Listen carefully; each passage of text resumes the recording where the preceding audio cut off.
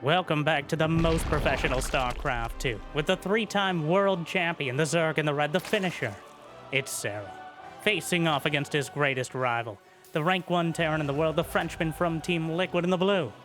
We have Clem in the Maestros of the Game 2025 Championship Grand Finals. The top two players in StarCraft 2 battling it out. I couldn't ask for anything more than this. But I'm going to try anyways by asking you to smash that like button. Maybe even subscribe before we get started. Help me kind of the algorithm. And Jimmy, what do we have? 2,025 likes on this video, on this cast. And I'll cast another one. And I'll probably do it anyways because I don't know what else I do with my life. But thank you for watching. Hopefully you've had a good day so far. And hopefully it's about to get just a little bit better. A best of 7 Terran versus Zerg series. But it won't end there if Serral has his way. Clem dominated his way through the upper bracket, has not lost a single series so far, whereas Serral, on the other hand, fell to his teammate Reina, though was able to power his way back through and find himself here. This is a double elimination finals, and Serral's already lost that life in the losers bracket. So what that means, if Serral wins this best of 7 series, we will have another best of 3, and the winner of that will be the ultimate champion. Whereas Clem, who is already coming from the winner's bracket, only needs to win this best of 7 against Serral. Easy peasy. So to start things off, a 1 Rax expand, a Reaper on the way. We're on Grevin, which some of you may recognize from an older map pool, a more nostalgic one, but no. For once, a community tournament is using a separate map pool from the latter, and I fully approve of it. We even have maps like Golden Wall mixed into the pool that we may get to see later on. For better, well, at least for entertainment value. The first Reaper's coming across the map. Serral sneaks a drone out moments before, knowing the exact timing, and actually dodges the Reaper about as perfectly as possible. Clem's Reaper coming in, poking and prodding, and making the Lings and drones' lives annoying and, well, ideally as short as possible. And that first blood goes to Clem. Serral losing a drone, which is emotionally devastating if Serral had any of those to devastate in the first place. But an uncharacteristic mistake and an inauspicious start for the Zerg player who has lost 8 out of the last 9 series against Clem. Yes, Clem has the best record against Serral in modern StarCraft 2 history, and it's not very close. The only other player who comes close to 50% win rate is Rainer, and ZVZ is a whole different set of beasts entirely. The Reaper poking and prodding around, but the damage is already done. Slithers through the Zergling, somehow more slippery. Pops in, and, well, the fact that Zergling speed isn't finished so early on. It's done now. Could chase down the Reaper, but Clem knows the timings to the split second. The Queens will just have to watch as the Reaper starts to chip away at the hatchery. They will now politely yet firmly ask it to leave. There's still 4 Zerglings, but he's not chasing down the Reaper, just trying to make sure there's no scouting in the main.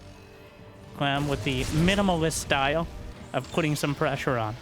A 3rd command center back at home, a Liberator on the way. By far the most bare-bones option, while still putting some pressure on the Zerg. He's got the barracks, the factory, the starport. Something in a fever dream called it the Destiny Cloudfist build, but I'm not entirely sure why. A single Zergling, of course, gets by. But Clem has actually hidden his starport where it can't be spotted easily. The little pervert pillar at the front will help Serral see any any Hellions moving out. If you want to move Zerglings in, or just be ready to defend. But so far, Serral mostly in the dark about what Clem wants to do. No spore crawlers on the way whatsoever. Maybe suspecting a mass barracks play, which it will be, but the timing is most relevant. No spores at all. The Liberator's about to fly by an Overlord. And obviously the Queens can react in time, but there's not a single... He's going to have to use the Queens against it, which might open up and up. How did the Zergling get in? You can't be in here, sir. The Liberator. Queen almost dead. The Hellions trying to run by in the most obvious possible bait and switch. The Queen's double teaming the Liberator. A couple drones dead, but so far the defense is well positioned on both sides. The Queens will drive out the Liberator and zone out the Hellions. But Clem is buying himself the most important resource of all. Time. He's got his third base already landed. Barracks 4 and 5 on the way. Double NG Bay upgrades in production. And since Zerg and Terran upgrades are exactly the same amount of time for each tier, 1, 2, 3, you can really tell who's going to have the upgrade advantage. In this case, Clem has 1-1, whereas Serral going for the +1 Carapace, which covers all of his units, but unfortunately not his bases. There are no upgrades that help the Zerg buildings for some reason, even though they're biological. That's a bone I'd like to pick, but an unupgraded one apparently. Infestation Pit on the way, as Serral wasting absolutely no time, and it could be swarm hosts. It could be infestors. I mean, it's probably going to be infestors, but it's a hive. Rushing his way up to tier 3 tech, because the best way to deal with Terran is not to match them on the field, but to essentially negate their tech and their mobility with things like Vipers or even Ultralists early on, before there's too many Marauders or even Ghosts on the field. Clem, on the other hand, is going to stab you from every angle possible, and some you didn't even know existed. The multitasking capability, the efficiency of Marines in a way that really only Clem can make so obvious. The Queens going to stand against the Frenchmen. We'll see how well that goes. And so far, well enough.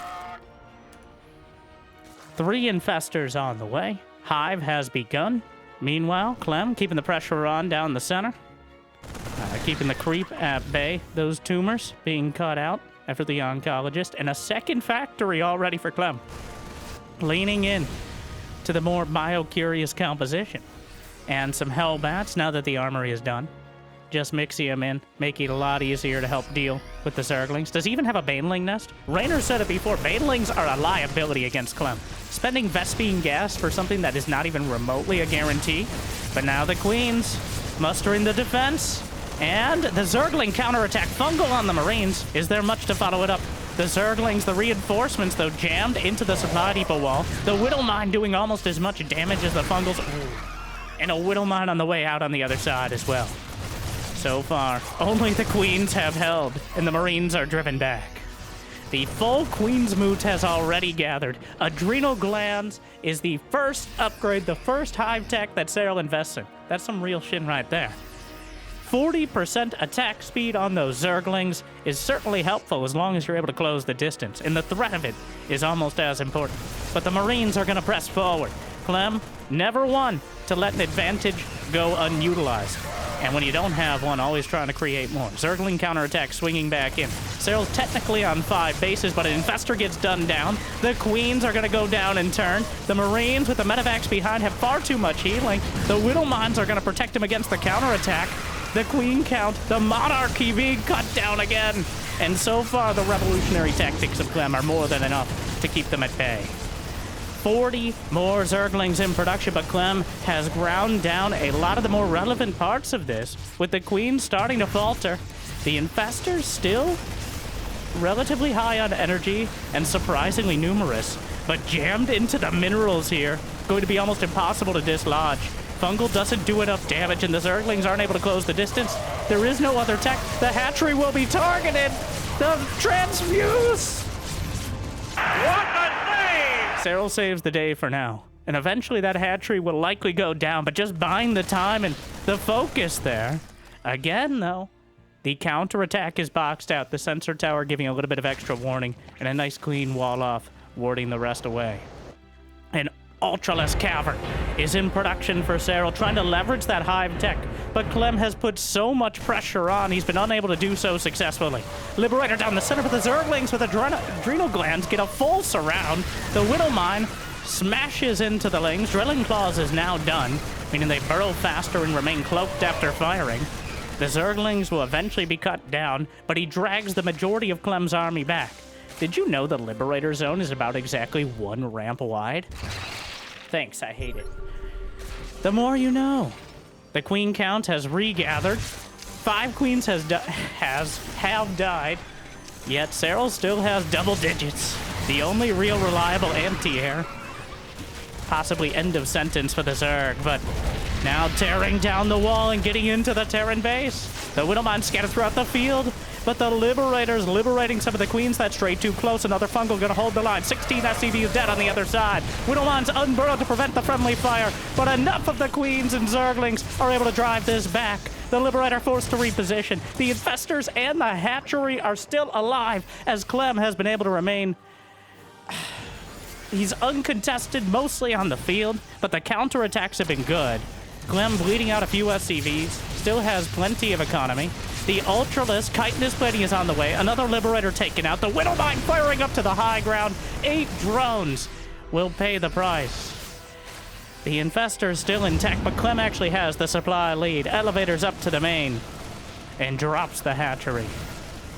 2 Ultras in production. The Widowmines making the Zerglings pay a bloody toll on the way across the map. 10 more drones dead. 6 SCVs, but the Mules will make up for it. Only 3 orbital commands, though. The Widowmine's firing throughout. Serral has lost 300 Zerglings in just 11 minutes. And that's not going to be the end of it. A few more Widowmines. Serral, oh no. Technical splits. We'll eventually clean it up. 5 Ultralisks in production. 5 Ultras with Chitinous Plating on the way. Does he have Ultralisk speed queued up behind? He does. The Ultralisk speed upgrade allows them to close the distance. They become the same speed as Stim Marines and Marauders off creep. But the Venn diagram of freedom, and that is not where you want to be right now. Clem dropping the base like it's a Skrillex album right now, and Ultra's gonna chew through. Don't know why there's a Hellion there. Overseer taken down. The Widowmine's boxing him in. Another shot from the back. 1 Ultra. A misstep away from death, and a few dozen Marauders will be more than that. Widowmines, 2 Ultras down before they can even close the distance. Liberators will be taken out. The Widowmine still burrowed underneath. More Liberators on top of the Hatchery. The Infestors almost all taken down. The Widowmines will thin out the Zerglings, but the Ultras are able to clear the mines themselves. Serral down 15 supply. Liberators at the back. Marines jammed into the mineral line. The Ultra terrestrially challenged right now as the Liberator is covering for literally everything. Serral starting to falter in supply, and he doesn't have a way to deal with the unit composition. There's no Spire, there's no Hydras, the Queens. It's a bloodbath. A lot of bones in that trench, and almost all of them Zerg. Just juggling the Marines in and out of the medevacs. The Liberator has 37 kills. Are you kidding me? Oh, it needs to put in a tribunal for war crimes instead of being sieged up right now. The Spore Crawler's taking out. The Liberator just keeps pincushioning. Gonna have 50 kills. This is not Bronze League heroes. It'll go down right before the 50 kill mark, but the damage has been done. The Fungal turns it around. The Ultralisk in midfield will allow the Marines and Marauders to be cloven in twain. The Widowmine is dragged into the rest. The Ultras trundling across the field. Approximately 2.001 Ultras. Still enough. Chews through a factory, and Clem's reinforcements are cut off. One of the Ultras goes down. The depots are lowered so he can kite back to the natural. Zerglings continue to stream through. Clem has 78 SCVs to 54 drones. Serral still has a lot of hatcheries, but little economy.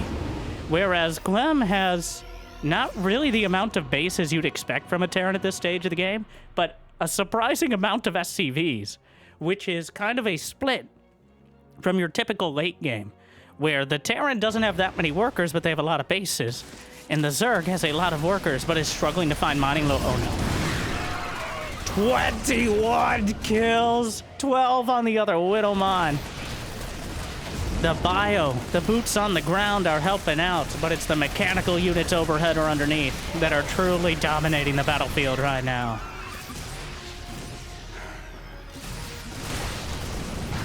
Serral is bleeding out, but so far, the Infestor tourniquets have held him together. But for how long? And at what cost? How many Zerglings? 500 Zerglings in 14 minutes. This game has only been 14 minutes. This is game 1. The Ultras with the Infestors. Oh, another Infestor from the other behind. Where it came from, and Clem is maxed out. 88 SCVs, Ghosts in production. He's locking it down right now. Serral is looking for that fight, but Clem is not going to give him a target. He's not going to give him 50 supply he can hit in a single fungal. Right? Right, Clem? He throws out another one, but honestly, I don't know if the Ultras on their own, with no Zerglings to at least force the targeting, the Zerglings in the main will clean up the ill-fated drop. There's enough energy for one more fungal. Make that 2 as the Infestors are up there. Those Liberators just locking down these locations, creating such difficult choke points, making it almost impossible for Serral to move forward, and he can't really afford to move back. A counterattack for Ultras. A couple of them bruised. And this planetary may go down, but there's another command center ready to step in immediately. And the Ultras themselves more costly. I mean, but at the same time, a massive counterattack. 34 SCVs dead. The economy shattered in a single attack. Clem forced to lift. The wall has already been breached. The Zerglings come through. Serral finding the gap and creating an opportunity. Clem is down to 45 SCVs, which means his army supply is massive. 136 army supply. He's got a fusion core on the way, though I seriously doubt battle cruisers are on the table. There's even a changeling over here. Wait, is that a widow mine? Either way. No, it's a changeling. You want a piece of meat, boys? Hey, where you going? Serral has survived, but far from thriving. It is a, the Serral festers, dozens of Zerglings burrowed. That one infestor underneath. It's not moving. When it moves, it becomes a lot more obvious. The infestor sign. The Zerglings, the Widowmines, taking massive chunks. He's actually oh. Don't let the Widowmines hit you on the way out, or the way in, or just in general. The Ultras will defend the drops, but Serral has been struggling. He's never really had the army supply for like 10 minutes of the game, but he's got the Infestors sharking around. The army is all together. Besides these drops, which are dragging a chunk of Serral's army back. The medevacs. Serral, not able to find, like, you get one shot. One opportunity. Not where I was going with it, but Serral chose this moment to try to engage, but the EMP landed before the Infestor was able to unburrow. Now, Clem doesn't... God, these angles are so incredible for the Marines.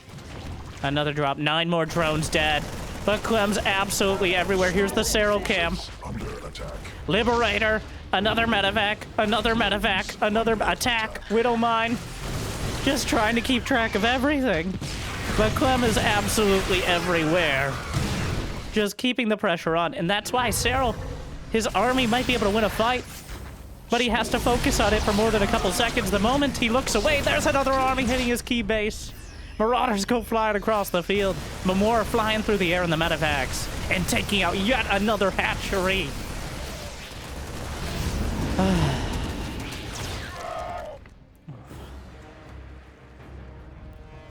Clem has. It's still not a guarantee. 1 or 2 good fungals and a few sweeps of the Ultras, and he might be able to turn it. Wait, does he see? Oh, he saw it. Yeah, he saw the Infestor sign underneath. Looking actually very much like Sandworms in Dune 2000. You know what I'm talking about, Grandpa. All right. How's the back pain? It was my grandpa who actually showed me that game. Fun fact. Windows 95. Moving on. The Ultras trundling through, but the snipes line up their shots. The bio behind, and GG. Clem holds on in game number 1. 822 Zerglings, 13 Ultras, 12 Infestors, 17 Queens, and 1 victory. Clem wins game number 1. Clearly, very aware of the best angles on that map to attack, and showing the unflappable style. You can never focus on one thing. The moment you look one way, he's hitting you in two others. It's like a swarm of bees. If bees had guns. Which, you know, is even more dangerous. So, hell yeah, brother. Clem, off to a strong start in game number 1. But, Serral, well known for adapting. I have hope. That's how you have to beat Serral. Time and time again, as we've seen, throughout the World Championship, throughout many series before, the only way to beat Serral is to overwhelm him. You aren't going to beat him in the theory crafting. You aren't going to out-strategize. He's going to be 2 steps ahead, but if you've already lapped the field. That is why Raynor and Clem are almost exclusively the 2 players who can compete, and for very different reasons. It was so clear. I have never seen anyone stress Serral out like Clem does. And again, maybe Raynor, but ZVZ is a whole different thing. And this is from the Maestros of the game. There's actually a lot on the line here for Clem. Yeah, it's not the biggest prize pool in the history of StarCraft, but this tournament is held by Comeback TV, the French organization, who does an incredible amount of community stuff. In fact, their community raised so much for this tournament, the finals were held offline in a really cool-looking LAN center in Paris, and I hope at some point I get to go to one of these things. And I hope there are more in the future, but... So, this is a hometown, home field advantage for Clem. I think he wants this. I mean, he wanted the World Finals. He didn't get it. At least this year. But this is a close second. I think he really wants this tournament. More than anyone, and for good reason. And I think the fans want it for him as well. The French fans have a player to rally around. And so far, looking very good for them. We're on Persephone for game number 2.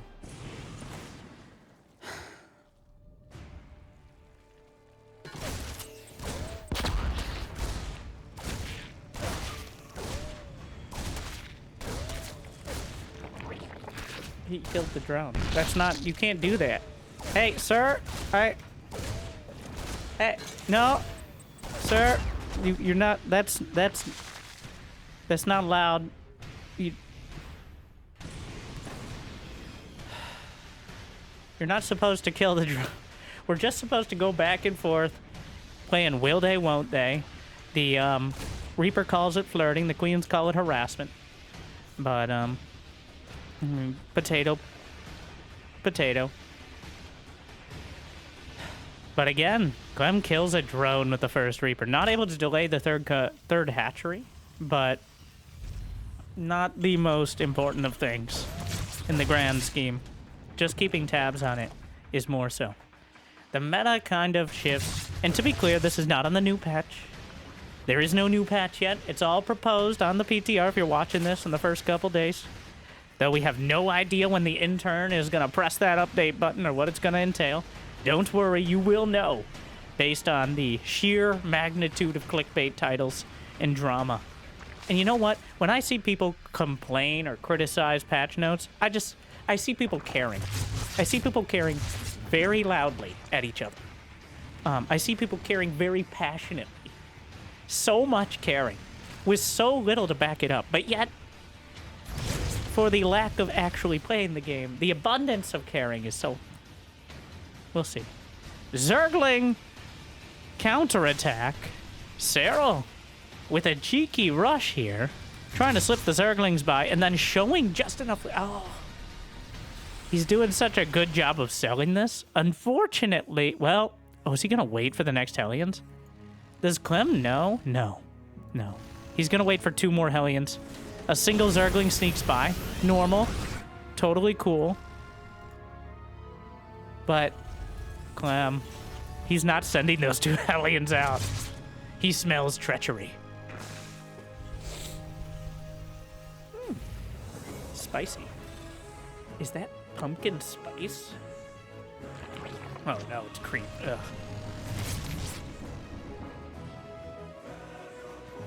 Layers on the way. What? No spore? Serral!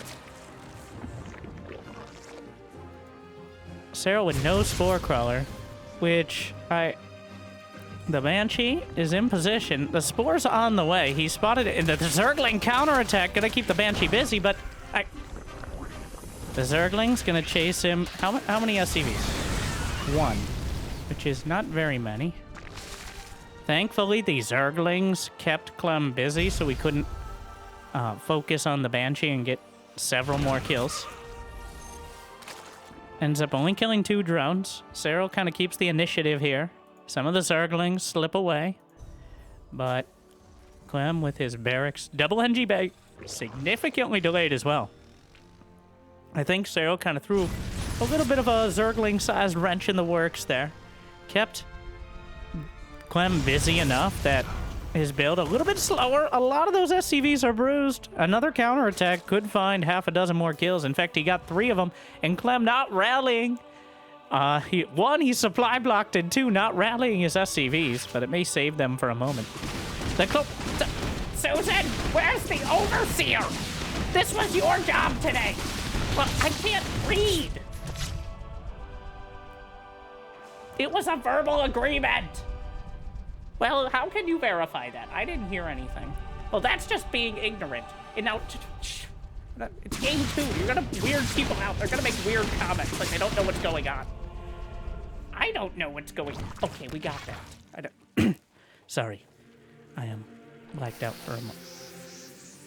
The Hellions trying to come in the right side, unleashing the fire and fury after the counterattacks, and the Banshee's still finding some damage, but the Knitting Needle's able to soften them up enough that they will be driven away for now. 3 Infestors. Yet again, this seems to be Serral's kind of adaptation to help deal with everything before Hive.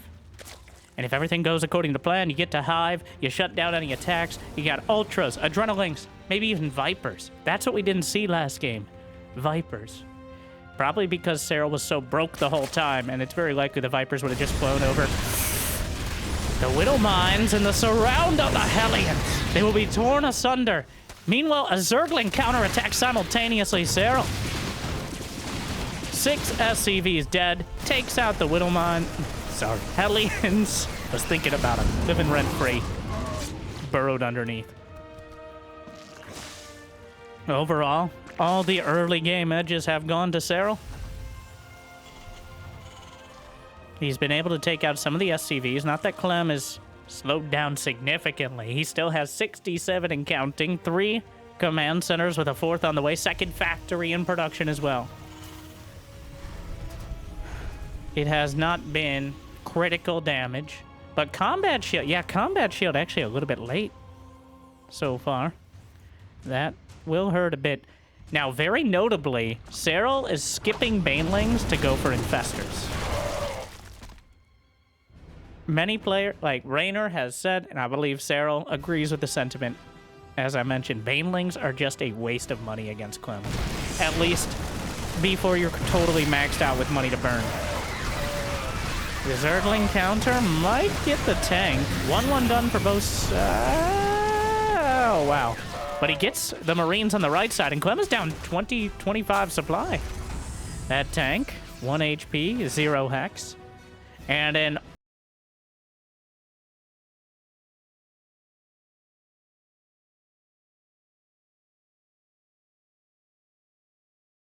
a big choice for the biggest units.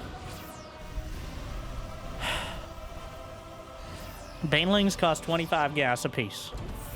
Even if you, 10 Banelings kill 20 Marines, that's not a good trade for the Zerg. Unless you're able to translate that into economic damage.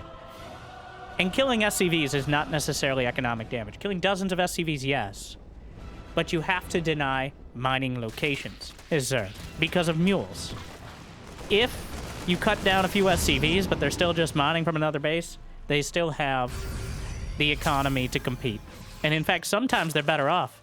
In fact, at this point, Clem has 82 SCVs, which is arguably too many, and he's still building more. That leaves his army supply a little bit lower and increases the chances that Serral will be able to put together enough units to compete more directly with it. And Serral has been only mildly slowed from getting all of his hive tech online. We got Ultras, Chitinous Plating on the way, Adrenal Glands, Dropper Lords in production, Baneling Nest Spire, and a Partridge and a Pear Tree. He's got already 5-6 hatcheries. There's a Ghost Academy in the way back at home. 5 Marauders in production for Clem. Clearly angling towards that more brawny composition to deal with the Ultras directly. Infestors overhead. Widowmine scampering forward as well. The counterattack. And here we go. The games begin, but the fungal may end them before they start. The chain fungal. Will we actually try to hold down the medevacs? Not worth the effort. What I'm really noticing is not a single Viper.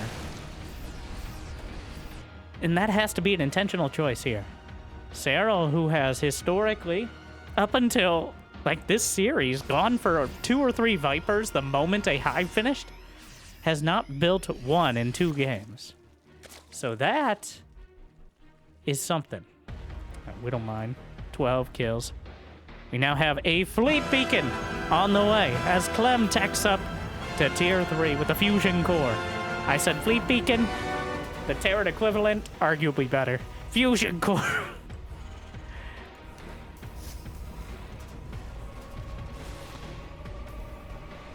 More command centers across the board. And, oh, here we go.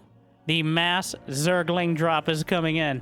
4 command centers on the way. Both sides maxed out. That means not too many reinforcements. Mass drop into the main. Serral gonna drag the army out of position. Does he go for the attack? Otherwise, the production is under attack. The 3rd base will be hit next. But the barracks are being torn down, and with the production in the entire army, well, 8 SCVs dead, but Serral not quite able to translate it into much damage on the field, at least not quite yet. Another Widowmine will soften things up. More are gonna burrow down. 10 SCVs dead. Saves a couple with the command center. 3-3 is on the way for both sides, but Serral's actually going to have the upgrade advantage. Clem, though, has maxed out. 78 SCVs, 92 drones for Serral. A booming economy. And an economic lead in the very first Banelings of the game. Or the series, rather. Serral has speed done already. And those Banelings, he's now maxed out. This is the only way to increase the power of his army. He's gonna fake, it's a fake, the drop into the main to try to drag the army back into position. The Widowmines will smash into the Zerglings, but the Banelings go unchecked. Splits off a few for the army, splits off more for the planetary. Oh, it's close! Oh, he miscalculated! What a save, but the Ultra's hitting the 3rd simultaneously. Brings it around. The Banshees are still intact to potentially pick off some of the Banelings. And Serral with a rare but brutal miscalculation. The Banelings do not bash through the planetary. And Clem will win the fight decisively. 2,500, 600 resources to just 900, 100. But Serral is now mining from the gold base at the 3 o'clock. The contested base. There's an odd number of bases on this map.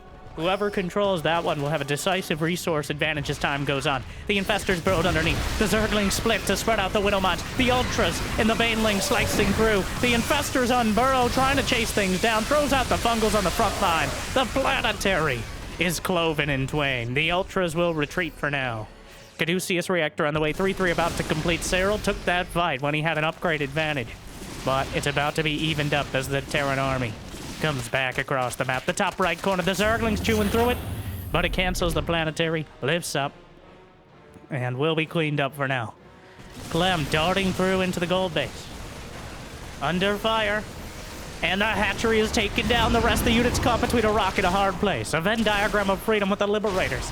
Now cancels another command center, abandons mining from the one down the center. More Zerglings from the north side. Ultralisk obliterated by a Widowmine. The drops come out. More Widowmines around the edges, but the Banelings rolling through the front. Snipes interrupted. Fungal thrown out. Misses the mark for the most part, but the planetary fortress will be taken down as well.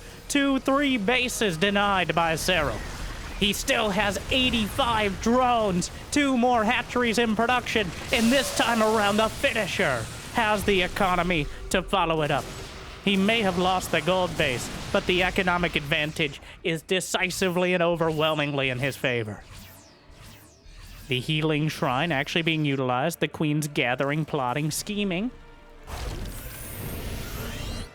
To be a little derogatory, but... The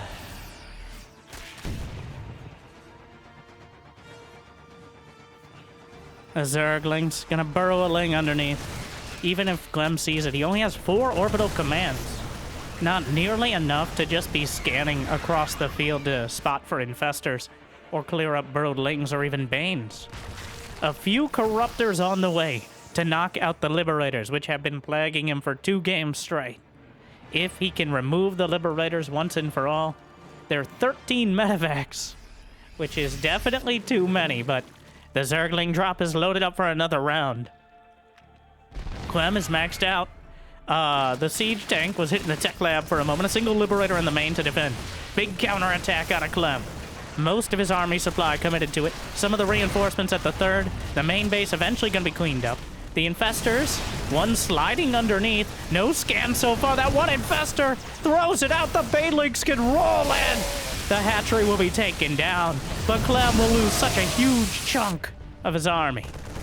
Meanwhile, the overlords will eventually be popped like overripe tomatoes. The corruptors are cleaning up the medevacs, cancels the base yet again, is forced to drop out its reigning men into the jaws of the ultras.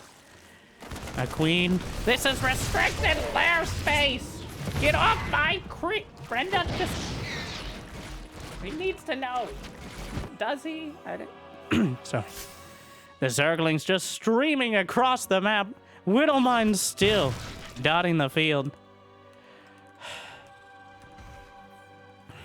Despite the damage Serral has been able to deal, Clem still has 150 army supply. And he still has some money in the bank. I believe that infestor was in range. Yes, it was very much in range of the missile turret at the front. And Serral starting to kind of slow down a bit. He has so far been very strongly shoving the bases away with these splits of ultras, infestors, lings, and banes. But Clem, with this level of army supply, the main base is dried up. The natural is not looking too great as well. The incomes are starting to dwindle slightly. The ultras chewing through the snipes will... Well, it should be enough to take out the ultras. One survives barely. Serral's mining from the gold base again. He'd love to... I'm sure he... If he was thinking about it, he'd be taking out those rocks down the center, but... Well, there's some corruptors, but everything here vulnerable to the snipes. The queens. And...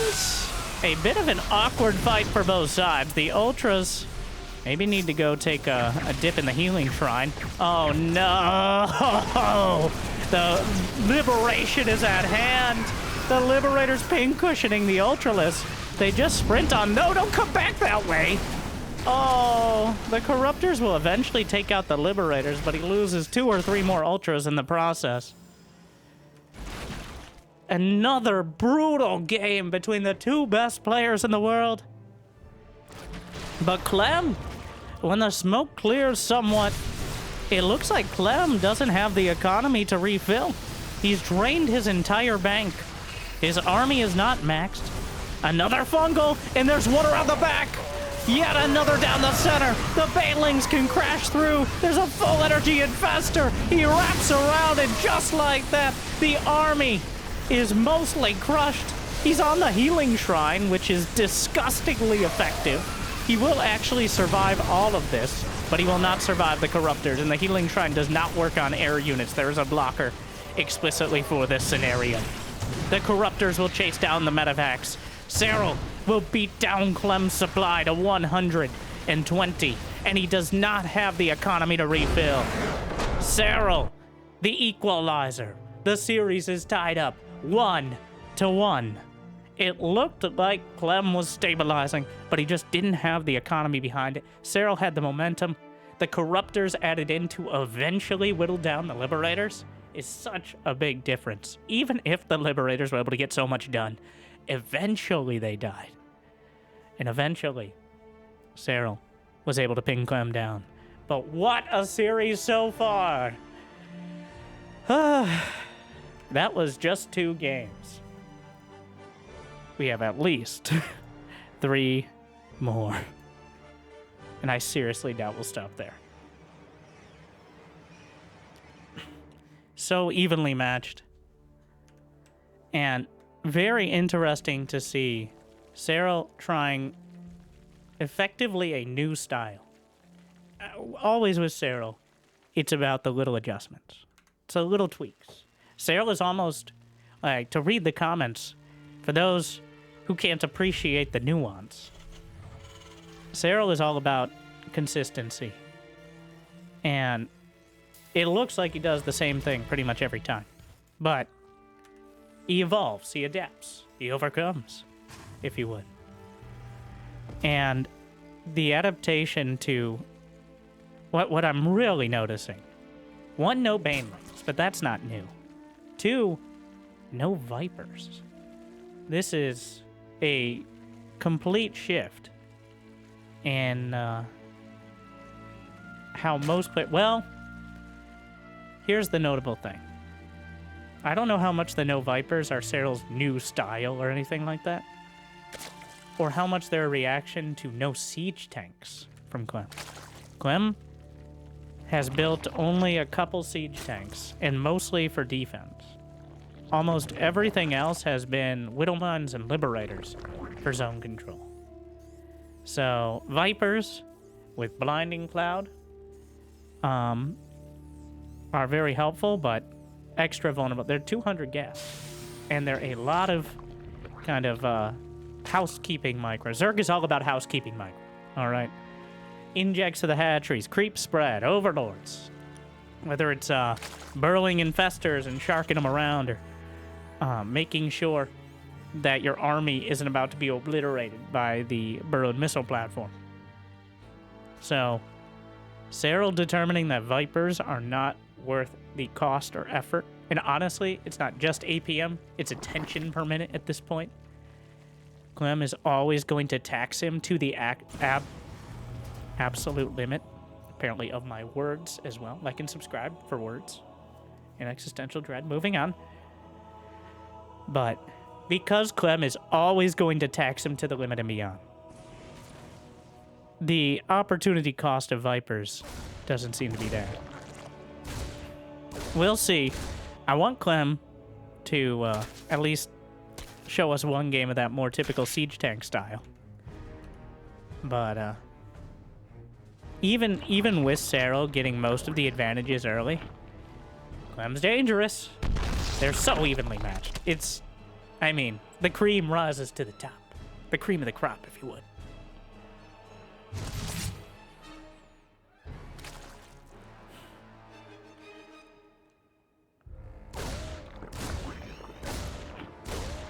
What are these Zerglings? So Serral sneaks 4 Zerglings by well before speed, and he actually gets into the hello? The door was just open. He's gonna go for the Marine, and he's gonna get it. A lot of SCVs pulled. The Reaper is still getting up close and personal, trying to secure a drone kill. And the drone turning into an extractor is like a kill in and of itself. So, the extractor is physically larger, like a refinery goes over the top of a gas geyser. So if you stand right next to it, you're technically blocking it, which is what Clem was doing there. That's how you'll see players kind of stand right next to their gas geysers, is because in order to build something, you need to have that little bit of extra space. That's why sometimes you can wall yourself in with an extraction. What is this? Hello? This is private property. Brenda, what was he doing? Poorly, Susan. Poorly.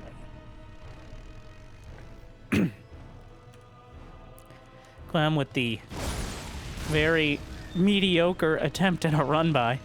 Serral slipping some Zerglings by.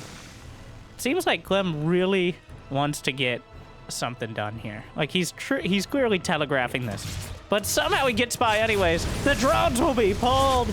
And already so many of them being charbroiled. 5, 6 drones. But the counterattack on top of the Hellions. The SCVs will be pulled.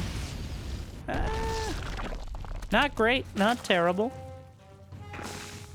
I think that was worth it. It's all about timing. If you get 6, like getting 15 drone kills when they have 60 is less important than getting 6 drones at 40 because of the exponential curve of the Zerg economy.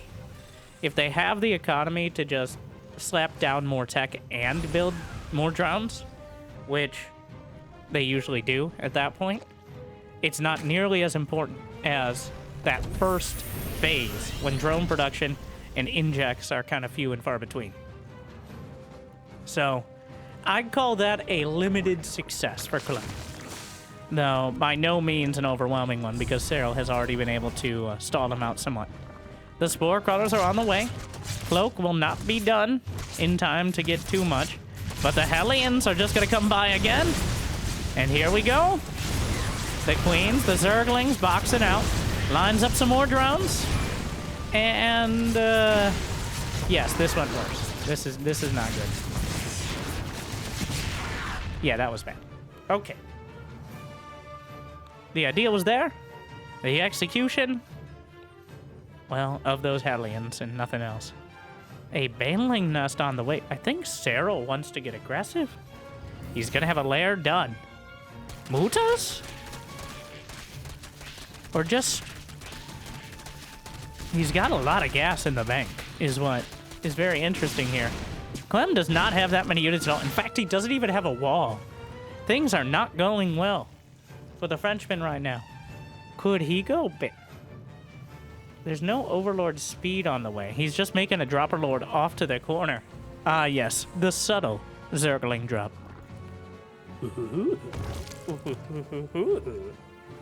Get inside me.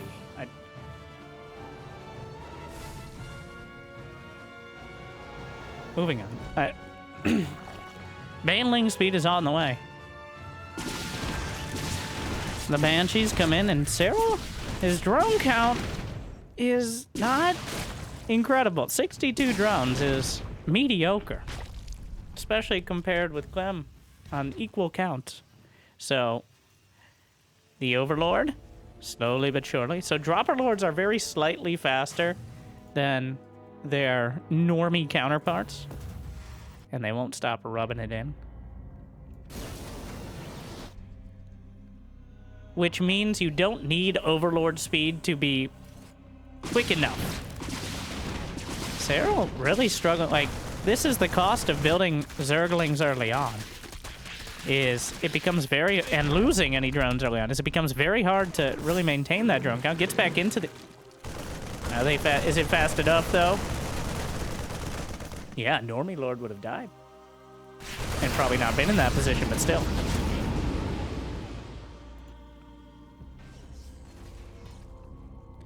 Serral, 69 drones. A nice enough economy, but he's got a hive halfway there. It looked like Serral wanted to do a big Baneling timing. He shifted his composition. I don't know how much of it, again, like, this is just a constant point of contention, but how much of it is Serral reacting to Clem and how much is trying to catch him off guard? Like, he hasn't had Banelings until the extreme late game, but now he's got Banelings on lair tech. He's kind of skipped out on adding any more, though. Mixing him in. The Widowmine. Retargeting. Again, the Queens cut down. And the Banelings are, oh, no! Well, almost no Marines dead. But some SCVs, maybe. The Banelings rolling into the third. A single defensive, a house tank. All right, the Royal Guard. Just 1 or 2 tanks back at home to defend while the medevacs are out on the field. We're going to go to the Clem cam as he puts the pressure on. Bit of an epilepsy warning. Looking for the third. Just a couple Marines jammed into the corner. Picks it up. Sets up for another attack. Some more. Re-rallies. Fourth base. Looking for more. He knows the hive is on the way. Resetting more economy. Drops at the back. Medevacs moving in towards the left side. Full army coming together. Trying to capitalize on the fact that Serral doesn't have hive tech online yet.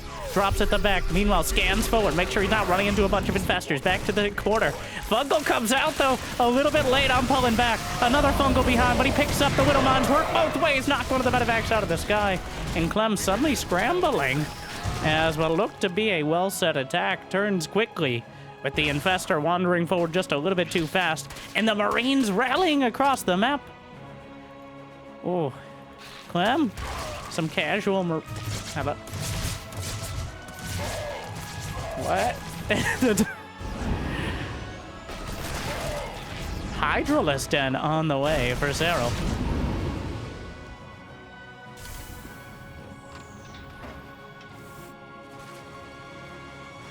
Two for Clem, and he has the supply lead, but it feels like he's lost momentum.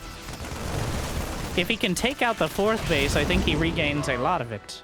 But Serral is going to go for the more brawler sort of composition with Mass Hydralisk. A single Widow Mine, but this supply... 17 kills. That supply depot setup kind of funneling the Zerglings in such a way they clump up for the mine and gets that juicy money shot.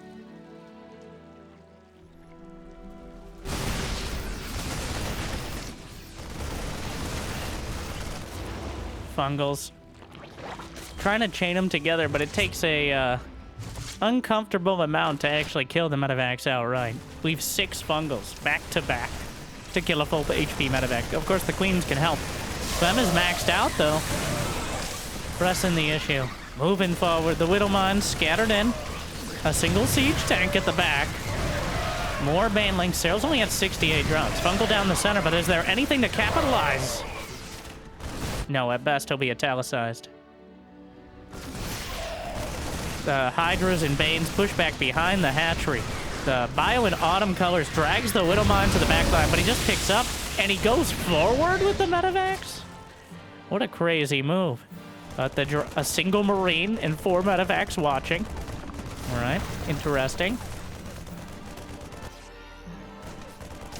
So despite all of this, drilling costs seconds away. That one Marine will somehow survive. Serral has survived for now, but he doesn't have Adrenal Glands. He doesn't have any hive tech. Besides, well, +3 Carapace is a pretty big deal. But the Banelings crashing in. The Fungal's holding it down. Serral, with the Hydraling Bane, finding a lot of success against the much more malleable composition. I think this is an adaptation to Clem going for the mines. The Hydra's added in. The Hydra's much more reliable against the heavy mine and Liberator composition, especially when Clem's playing this kind of battle group style where he never has all the supply together. The Hydra's actually able to bring the range damage to bear. And with the Infestors to hold down clumps of the army, he's able to pin cushion them with the Hydra Spines and take them out. But still, Clem is maxed out. He actually has more workers, 4 bases, 5th command center on the way. Gonna be hitting the hatchery to the left side yet again. There is the drop over to the right. Fungal thrown out down the center. There's more to follow it up. The Widow Mine's trying to drag him into the Terran army. So far, mildly successful. As soon as the Zerglings are cut down, the Hydras move back. Another Widow Mine, drop in the top right. The Widow Mines are not finding the success. So Fungal catches a couple unlucky Marines, but the Hydras are holding. The Hydras seem to have been the choice, at least for now. There's a fusion core on the way, right alongside. He's got all his tech here. Interesting. We also haven't seen any lurkers, obviously, since we haven't seen Hydras till Game 3. No lurkers, no Vipers. Just Hydra, Ling, Bane, and Fester. No, mostly successful so far.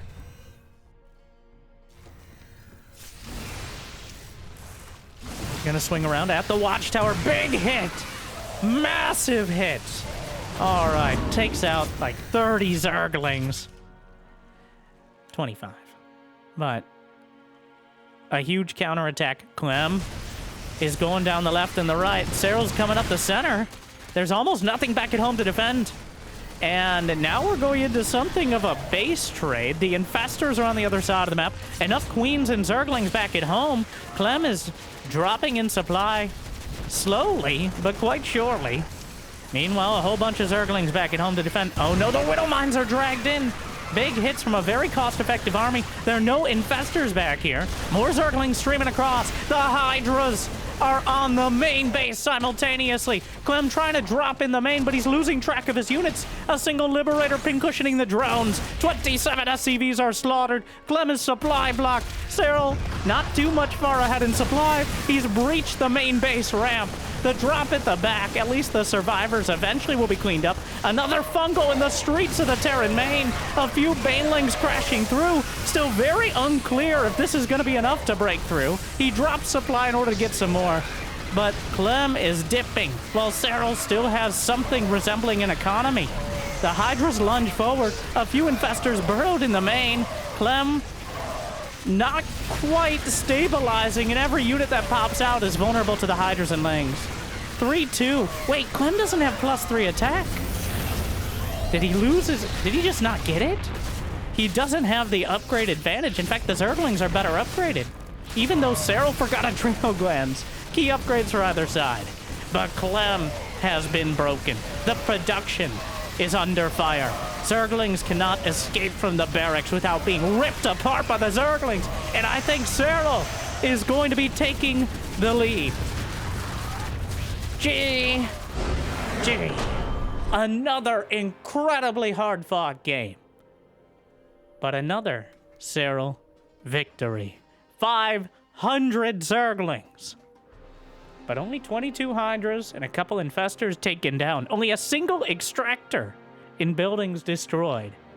As Serral able to lock it down. And I think Clem's Widow Mine-based style, even though Serral didn't have much economy, the Widow Mines were not enough.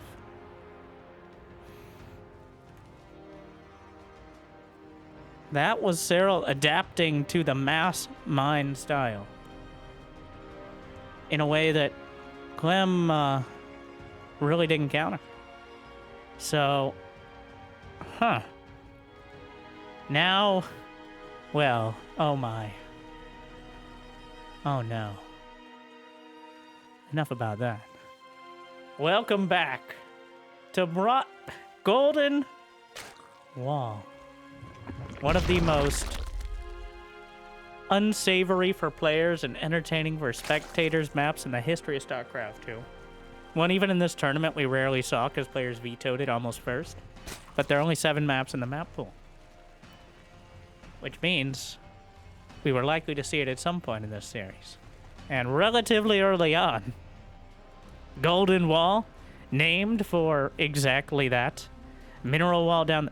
And then you might recognize the map El Dorado from, like, last year, I believe, which was directly inspired by it. Admittedly so. But the original here. A mineral wall unlocks the kind of DLC content down to the south. And then the upper half of the map is more normally accessible. This makes things like drops or even mutas potentially useful. In a way they aren't on most sort of maps. The minerals, it's 5 minerals, right? A single trip for those. Quite a trip indeed, this map. So, we'll see if either player has something special planned. With a map like this, there's one side of it is you can do some crazy strategies.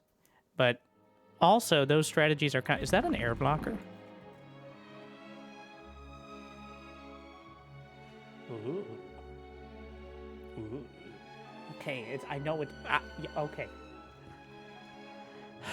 The Overlord just saunters over it.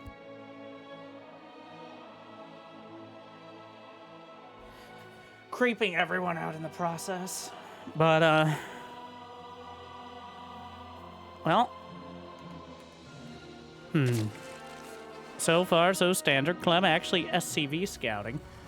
Something we don't always see, but Serral has been known to cheat. Like, Serral's not...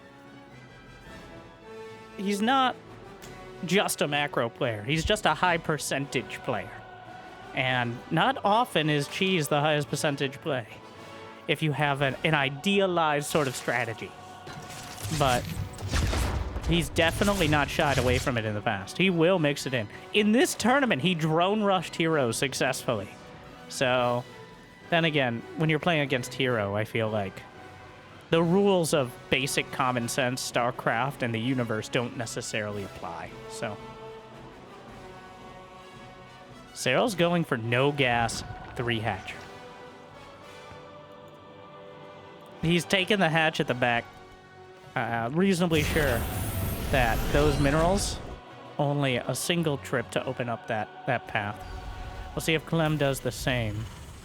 So, the Reaper, nor the SCV, got into the main. He doesn't know about this. He can have his suspicions, but seeing 2 bases with the top of the rim, it could be roaches. Especially, oh, that's a fake, right? That has to be a fake.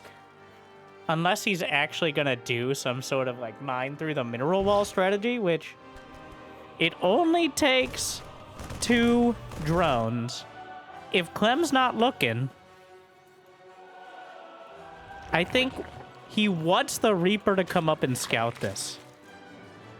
Like the mass roach ravager style on these close distance maps. Clem mined through the center. Clever girl. And there's not the queen. Just stand right there, Brenda. Looking thick today. 1, we're identical twins. So? And 2, you can't just say that to people. No, don't, no. No. No. A hard wall at the front. Serral certainly not taking his chances with the early Hellions here.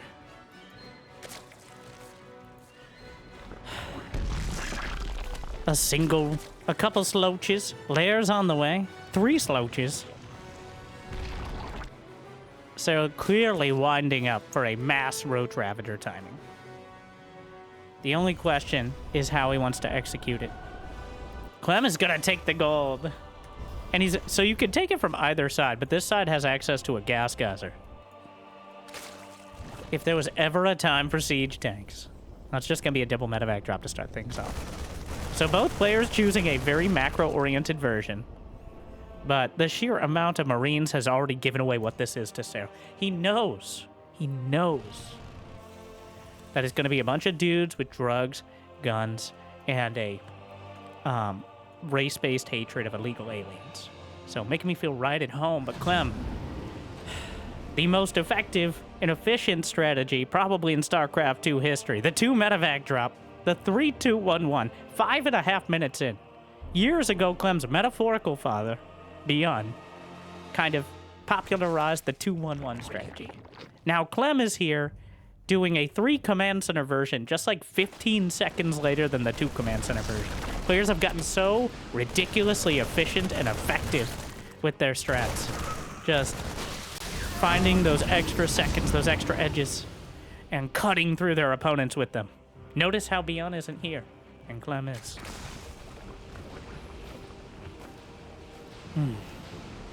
Infestation bit on the way. The roaches, no speed yet, but fast enough. There are only so many angles.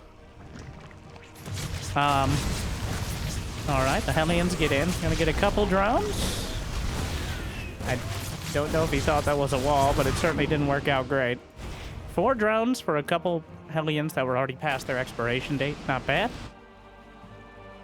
Serral's adding speed for everything. There's a speed upgrade. Creep itself is a speed upgrade, but roach speed, Zergling speed. Does he have a Bane now? Almost done. I'm sure Bane speed is coming up next. Serral with a couple infestors on the way. So it is a similar vibe, though a different execution. It's going to be the infestors with the ground army. And I'm sure Hive. Well, I'm not sure Hive, actually. Huh. He's going for the Ravagers. Serral has 67 drones, and he's adding... There's the Hive. Okay. I'm like, are you actually going to attack on the ground? He could deny the gold base, maybe with the Ravagers from the back, but... it doesn't seem like a good long-term strategy. And, Serral is not known for mediocre long-term strategies, all right? The Infestor. Chunk of the Marines caught.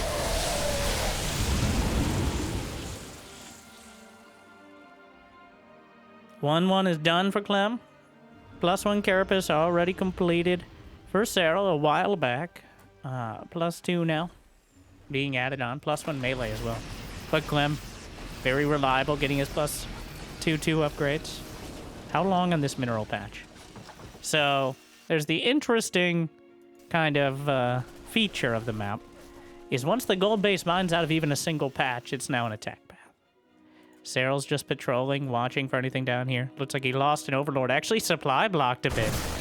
But he does have the supply lead. Of course, that's a bit misleading with the roach-based composition, because roaches are aptly named, all right? Their quality is in their quantity, but you fill up your supply very quickly with them. And now, in combination with the roaches, ravagers, he's going to add the vipers. Serral tweaking that composition. Not much, but noticeably so. Changing the potential and the overall strategy dramatically. And now, well, the siege tanks will set up. The infestors actually surviving the first engagement. The roaches and things trickling through. Clem, bit of a haphazard fight, but with the siege tanks at the back, he's able to punish Serral for going too far forward. Another fungal, another chunk of Marines, another tank is coming up. The Baneling's off a creep, but the siege tank finds the target fire. The Marines find the rest. Oh, and Clem just tearing through the front line. The Vipers now have the energy. The blinding cloud used on the Marines, one on the tank on the back line, but he's just holding his ground and gutting everything down. Clem, not intimidated, and Serral just cut down with ease.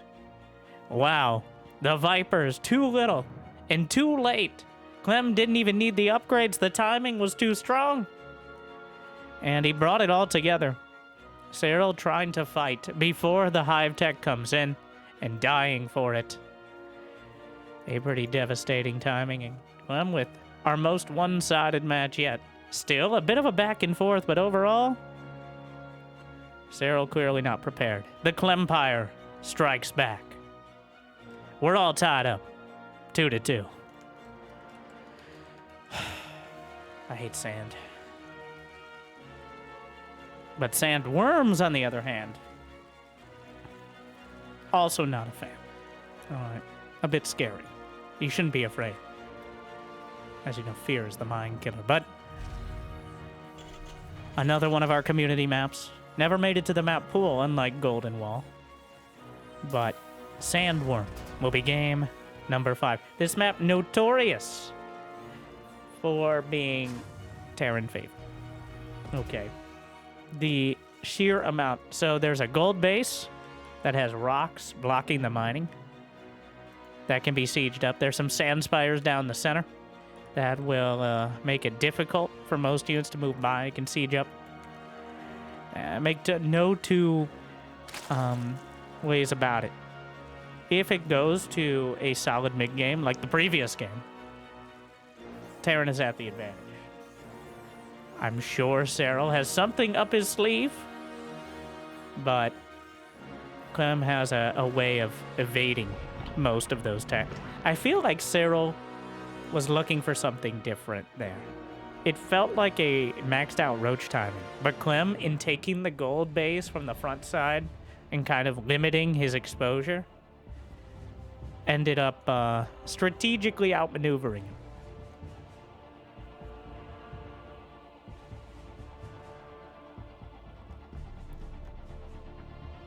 What a series, though. We were bound to get one of those games eventually. Even with these two. One of the games where one player just outstrips the other. In fact, that is the majority of even pro games in StarCraft 2. It is by far the exception. Even if you're just a dedicated spectator who only watches games and great games for the fans here on this channel or other channels occasionally, like and subscribe. The vast majority, probably over 70-80% of games, are 8 to 12 minutes where maybe there's a little bit of back and forth early, Then one player attacks and wins. That's how the ladder works. That's how most pro games work. It is at the very top, like the top 16 players, that more often we see these battles that actually kind of go back and forth. But they are the exception to the rule. So I'm very much enjoying this exception. I think the average pro game, it varies wildly by matchup. It's somewhere around 9 minutes, though. So, Grandmaster as well. Terran versus Zerg is, I think besides TVT, the longest. More like 10 and a half. But overall, still. This is, like, all the 30-minute games are balanced out by even more of the 8-minute medevac timings or 5-minute roach all-ins. So, the Zerglings get a grab, but the Reaper slips away. The Queens will amble, stoically march around.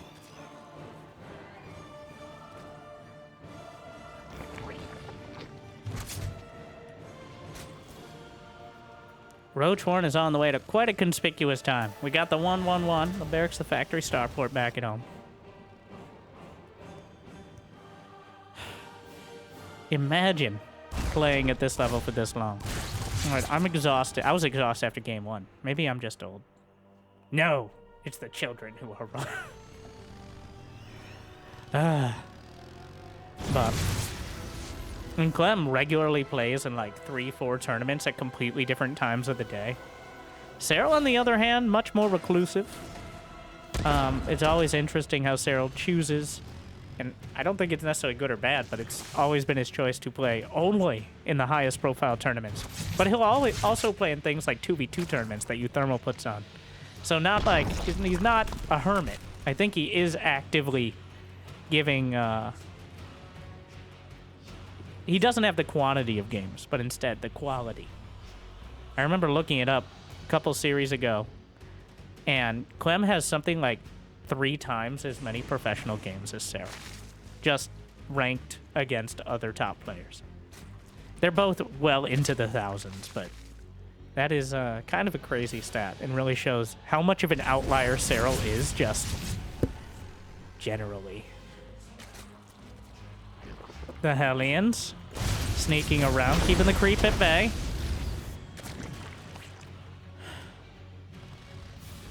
I do love the contrast on this map. I do feel we need a little more high contrast maps. Okay, maybe, once again, maybe need reading glasses.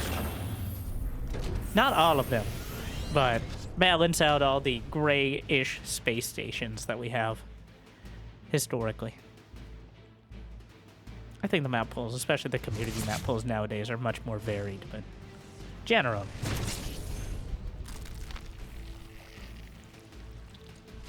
Alright, this isn't Brood War. I'm not looking at 4 pixels and being like, that's the good stuff right there. Oh, the sounds on the other. That's what SC Evo is for. Now the Cloak Banshees poking in. The Hellions gonna try to dart by, but the Queens politely yet firmly drive them away. Serral's at 74 drones. This... Well, now the struggle is to get a 4th base. But Serral at 77 drones against just 57 SCVs. Did Clem lose any SCVs? Why is the SCV count so low? I guess Serral just got way greedier. When you go for roaches, they're less larva intensive. The roaches have a higher floor but a lower ceiling in how you can use them. They're not exactly the most agile creatures. Okay. They just kind of bumble around and hopefully get something productive done. But there's only so much to be done with them. In this case, serving their purpose well, though, of allowing Serral to get that full 75 drone economy, which is about as good as it's gonna get at this stage. He's already got the hive in the way, 6.5 minutes in. Clem is going for the Octo Racks time. He's stopped SCV production. He's going up to 8 barracks. Serral clearly attempting to grab the gold base down the center. Another gold base to act as a focal point for the game. Where's your... Okay, does he have combat shield on the way? Clem. He didn't start Combat Shield. I know Stim just finished, but he has... Combat Shield is very important. Against Fungal, against Roach Ravager, 10 HP on the Marines is a big difference. That's the difference between dying in 2 Fungals and 3, with no other damage. He did not start Combat Shield. This is a moderate to increasingly large mistake.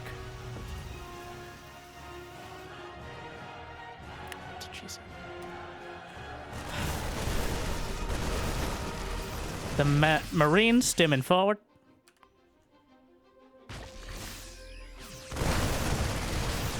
Will he notice? Combat Shield is so important. I cannot stress. Well, I'm stressed, and I cannot stress it enough. And now already... Oh. Ultraless Cavern and Adrenal Glands on the way. Serral filling in all the important upgrades. Where Clem is... He needs Combat Shield so badly. This army will just get melted without it. This is the most common mistake that literally every Terran, including the rank 1 Terran in the world, makes. Is a single digit, mid-single digit % of the time just for getting Combat Shield. He goes through the rocks and surprise, there are Zerg! The Corrosive Valve knocks out one of the tanks, but Serral backs off before too many volleys can come through. Everything cleaned up. Spores dotting the main base. Serral doesn't have any alternative hatcheries to work with. Clem starts Combat Shield so late on the draw, though. A lot of those Marines are already so badly bruised. No Banelings this time. 2-2 is on the way for both sides. About equal timings. Are there any Vipers? No. Just Infestors. The Zergling counterattack gonna find a lot of success actually targeting the command center. Forces every single unit back. And buys Serral very valuable time. Combat Shield halfway done. But the Infestors, that is a blob of Marines. The DPS density so damn high. Ultraless on the way. This base. Oh! Oh! It's devastating! An absolute massacre! A disaster for Clem! He lost so much! Those 2 Fungals enough! The siege tanks cut down by the Marines at the back. Combat Shield will finish, but what Marines are left? That is a game-changing and potentially game-losing mistake. It's been 2 minutes. Serral actually gets a slightly better trade against a Terran army designed to be efficient. Finally, it's done, but the hero list on the front line. Chitin is plating. Are there any Infestors to hold them down? No. But the bio count was reset. Some of the Queens will be hamstrung and taken down by another Fungal. And the creep is enough to springboard forward. The Ultras, Corrosive Biles, knock out the tanks. Clem really trying to utilize these tank positions. But the Zergling counter gonna draw some of the attention away. Ultra targeted down. Clem really trying to grind back into it. Another GG. Serral to match point. Clem. Now, would it have made the difference? Those fights are so close. And the Marines dying in 2 Fungals as opposed to just being very uncomfortable, I think that made the difference. At the very least, the game would not be over now. But here we are, Serral with a rare Zerg win on Sandworm. And now, 1 game away from sending us to another series. Again, because Clem went through the winner's bracket, if Serral wins this series, we will have another best of 3.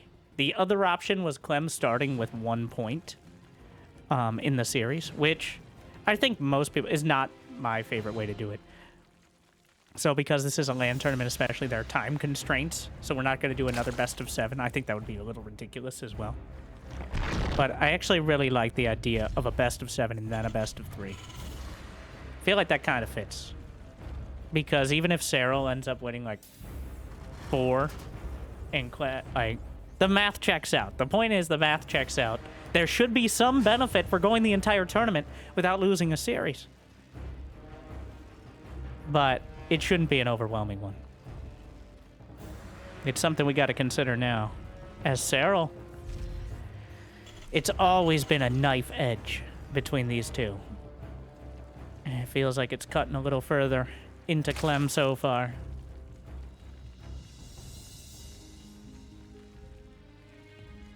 Those fungals. You could almost feel it. Like, it felt almost inevitable. With the comment, like, he was playing with fire there. The fungal-based fire, but still.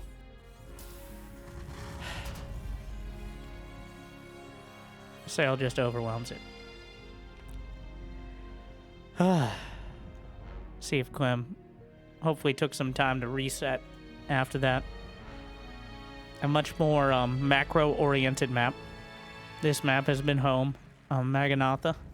Home to many of our much more macro-oriented games. There's a lot of bases to work with, a lot of potential for surrounds, but there's also a balcony where you can fit like something as large as a Thor or even your mother on it. So if he's able to use that, and we already have the 2 Rax Reaper. For the first time, a significant shift in the early game build. I think Clem has gone for the 1-1-1, the Barracks Factory starport, in every match thus far. And no further. Going to mix it up.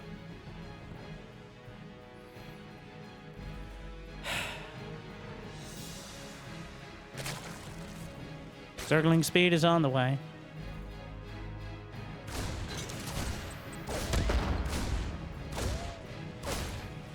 Zergling's gonna try to close the distance.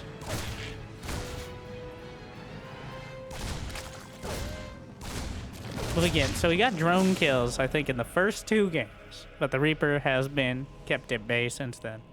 Bit embarrassing for Clem, to be honest. I mean, for Serral, to be honest. All right, the emotional damage.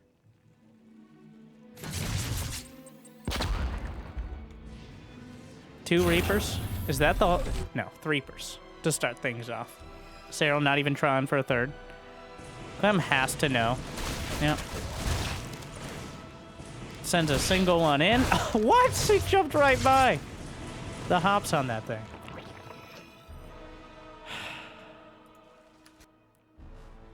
Oh, and the queens all the way down. Brenda, you're flying again. Oh, shut up, Lucille.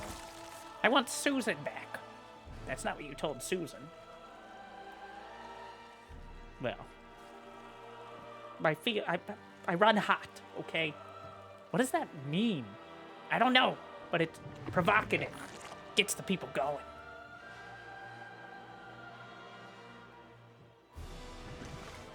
sorry. I blacked out for a moment. 3rd command center on the way. Pretty decent chunk of Zerglings for Serral. And flipped over to a factory. Is he intentionally sending the Zergling or the Hellions to different sides? I think spotting for any potential Zergling counters. There's a starport on the way as well. Reaper's gonna soften up the 3rd. Should not be able to kill it. But, well, the Zerglings gonna try to wrap around. But with 3 Reapers and 2 Hellions, you're gonna need an inordinate amount of Zerglings to take them out. It's just not worth it. Overlord driven away, but another Marine combo effort. Looks like they may actually kill it in the end. Which would be moderately annoying for Serral. Finishes it off. So we'll have to replace it.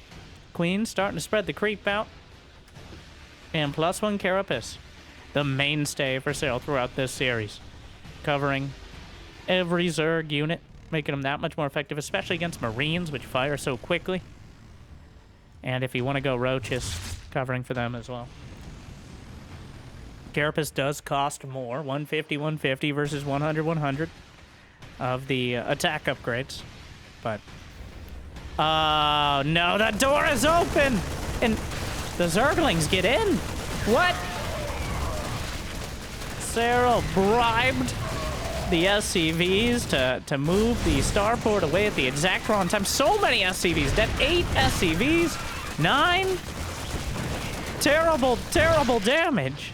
Meanwhile, the Liberator will siege up, though. 52 to 35 SCVs. The Liberator gets a couple kills. Gonna drag the Queens out of position. And the Zerglings, well, the Hellions can get by. The Spore Crawler playing Ring Around the Hatchery. Which, well, this is incredibly annoying. And so far, quite effective. Serral still building drones. One of the Queens is incinerated. Another one saved by the Transfuse. It looks like... What, did the Liberator go down? It finally did. 7 drone kills. So, he bought himself a little more space. Was it worth it? He's gonna come in again. Gonna try to dart into the mineral line. So, not even pulling away with the drones. The Zerglings drawing the siege tank fire. And delaying the third a little while longer. Clem taking a lot of damage back at home. But he's kept the pressure on Serral. The creep spread is kind of mediocre. Infestation pit is on the way. Serral again, rushing up to Hive Tech. As, very simply, Zerg can't compete until it gets Hive Tech.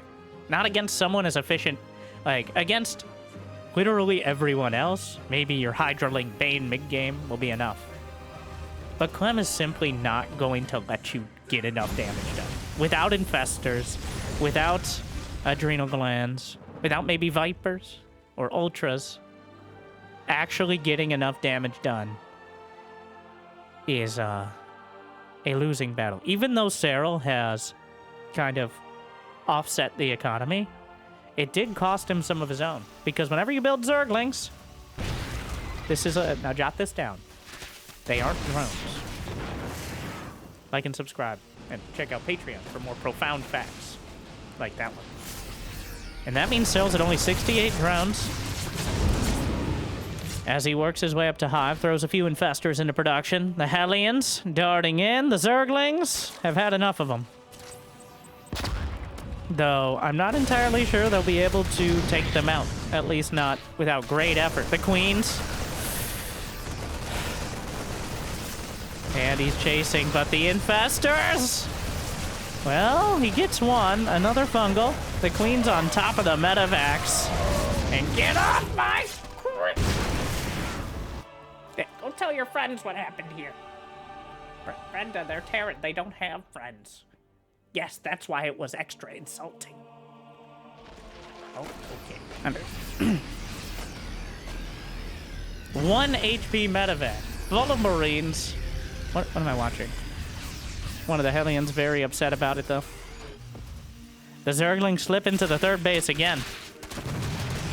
And again, the damages continue on both sides. An Ultralisk Cavern is on the way. And the Hive, very much online. The attack coming forward, a mixed bag of Hellions, Marines, Marauders, even a siege tank at the back. Big Zergling counterattack. Serral re-expanding to the north. He's going to give up his 4th base in favor of getting damage done. The Widow Mine softens things up. Another mine dragged into some of the Marines. But was this enough damage? Was it enough to justify? The Widow Mine, a huge hit. Clem's up 20 supply. This is not a low economy composition out of Serral. You need enough to be able to rebuild before they come across the map, before they continue to get the damage done. And now Clem is up 25 supply. Before a single Ultra has even entered production. So Serral has invested so much in this late game composition with a mid game economy. Clem, the Widow Mine, gonna be split. The Fungals have potential, closes in. Serral with a slight upgrade advantage, actually. 1-2 against 1-1. But Clem has the numbers, he has the Medivacs, and he has another attack over to the left side. The Queen's Mood is gathering. The Fungal's coming through again. The Queen's actually enough, even with the Widow Mines, to drive this back, but the Hatchery is targeted down. The Infestors are out of energy. Serral mitigating the damage, but oh no. More of the Queens being hamstrung, but still so many of them. Knocked down another one of the Medivacs. +2/2 is completed. Serral holding on to the skin of his by the skin of his weird Zerg teeth. But it's 3 bases to 3. He's actually supply blocked as well. The Widowmine's prevented from burrowing. Throws out another couple fungals, but he doesn't have anything to follow it up with. The Zerglings are gone before the fight can even commence. The Queens are cut down as well. The fungals mildly inconveniencing the Marines, and Clem brings us to game number 7. Yet again, Clem with the equalizer. Now 1 game away from winning it all with his home field advantage. The next game will decide it. If Clem wins, he wins the tournament. If he loses, he still has a best of 3. But Serral faltering, despite the counterattack, despite the damage, he was never able to get his economy to that critical mass that he needed to really sustain that composition. Clem struck back with, he didn't do as much damage, but he did enough. And he kept Serral off balance, and he couldn't get to Hive quickly enough. Sorry, it's been a hectic series. My voice. We're not done yet. Game 7. The greatest player in the history of StarCraft 2, no doubt in my mind. The 3-time world champion. The finisher. In the top right, we have Serral. And one of the only players to consistently defeat him, including the 2024 World Championship, where he defeated Serral 5-0. What a series that was. The rank 1 Terran in the world, and the Frenchman from Team Liquid in the blue. It's Clem. Potentially 1 game away. And we're on Tokamok. Probably our most standard macro map of them all. I've seen so many 30-minute games here. There's been barely any ghosts. Barely. The late game, we've seen late game, but we haven't seen end game. Clem continually fighting to slice out advantages that he can slip through with the game-ending army. Serral fighting to stay alive for long enough to whittle down the economy and then crush the army. It's been a consistent style, maybe with the exception of Golden Wall, which has always been an exception. The Maestros of the game. Championship. Again. Now, thankfully, many of you don't speak French, but I'll admit it. We'll break the fourth wall a bit. I watched much of this finals live, watching the French cast, and I couldn't tell what they were saying, but I speak StarCraft. And I was very impressed by the production, by the passion.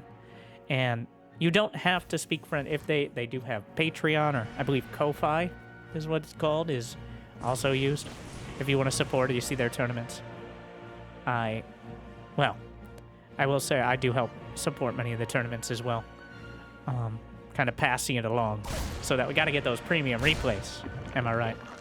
So thank you very much to the whole team at Comeback TV for keeping the passion alive and putting on such incredible matches. I mean, it is incredible to see. Also, for like the last 15 years, the team there. Originally O Gaming, and I believe, not sure exactly what happened, but now Comeback TV was their reinvention or rebirth. Maybe not that. I'm not sure what happened. But what happened now is an incredible tournament.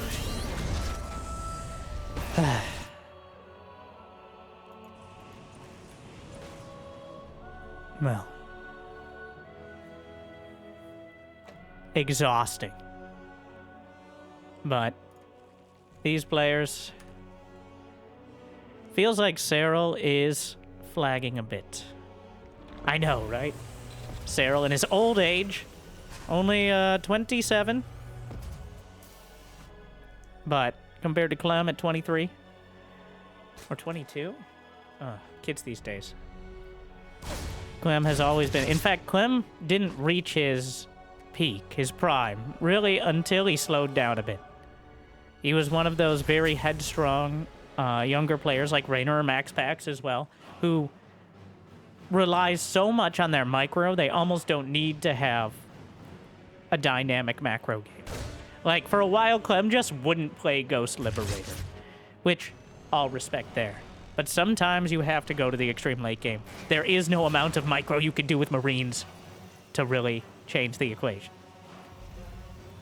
But once he started mixing in that more full-bodied strategy and being a threat at all stages of the game, pretty much ever since, he has been the best Terran in the world. And consistently even beating Serral. As I mentioned, since the beginning of 2024, they have faced... Jimmy, make sure my numbers are right. 10 times. Serral has only won 2 of those. And they both... Well, the last one being... It was earlier in the year. I want to say the Liu Cup Finals. But by far, the best chance for Serral to be defeated at this level. And right now, looking pretty good, is 3 kills on the first Banshee. The Hellions darting in, but plenty of Zerglings. Serral's only at 50 drones, though. He's sacrificed his potential drone count in order to take this down. Cloak? At the last moment, the Queen's rebuffed, and... Oh, it was just Karen. Don't worry about it. The Hatchery Odor Association meetings will be so much quieter. Brenda, you can't say that out loud. It's 2025. I can say what I want. I don't... Yas, Queen. Sorry, I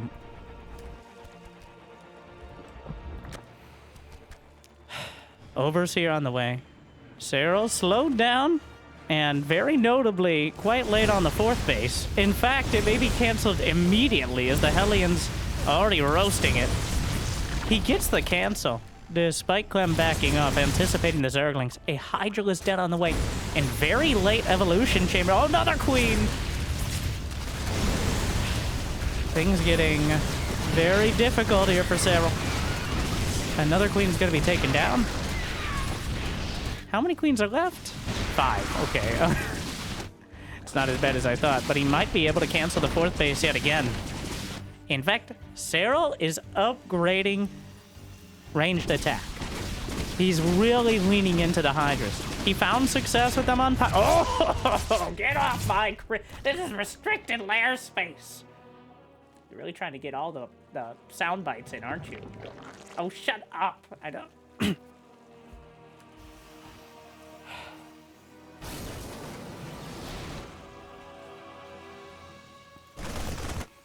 Infestation bit's on the way, but notably, Hydralisk in production before Serral's rushing up to Hive. Oh my. We're looking at the French observers right now. They zoomed in to see if he cut... After the game on Sandworm, where the game may have been won or lost based on the late combat shield, a clear focus on making sure Clem... And honestly, the French crowd seemed to be quite excited about the prospect of Clem winning for some reason.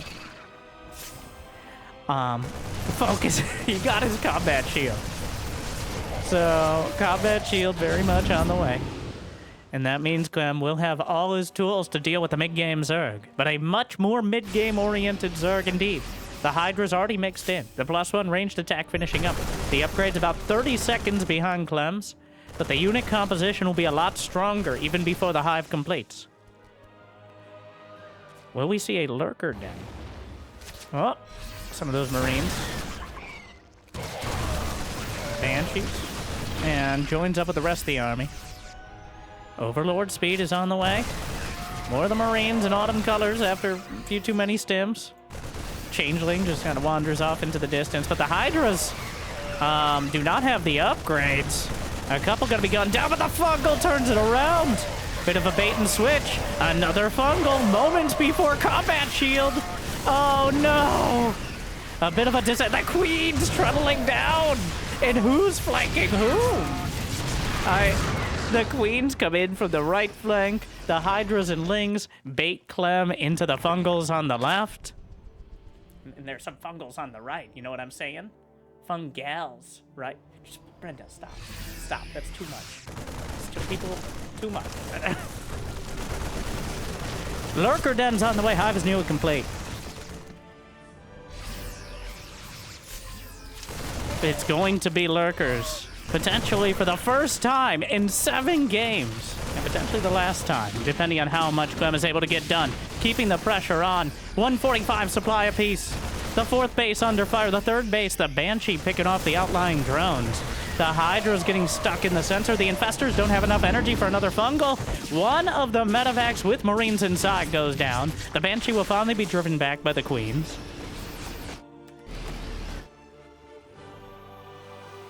Planetary Fortress is on the way at the 6 o'clock. Banshee trying to get some damage done, but the Queens will try to take it out. The first lurkers.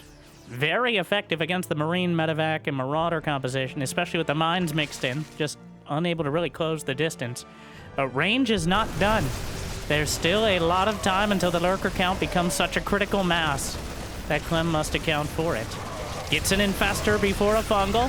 Couple more Hydras as well. Clem, a slight supply lead, but the first in... Oh, and the lurker! Alongside the Hydras in a disastrous fungal. Clem goes from a slight supply lead to a 20 supply deficit. The quick turnaround as Serral flips the table on Clem with just the first lurkers. A devastating engagement. And now, Clem, you need to keep the initiative. The lurker, if they pin you down on your side of the map and you don't have ghosts or liberators or an overwhelming economy, it's a matter of time. So Clem is forced to be out on the map getting damage done. And for now, Serral doesn't have the overwhelming amount of Zerg to contest it across the board. The lurkers are scampering up. Hydras pick off another medevac. 2-2 is done, but Serral's just a few seconds behind. Split a stim, working around the edges. Lurker range is completed, though, making it that much harder to find an angle to engage. Serral acutely aware of it. The Banshee spotted by the lurkers. Ghosts in production, but the reinforcement's going to be cut off. A lot of the medevacs here. One's taken out. Another Hydra Lunge, not quite done yet.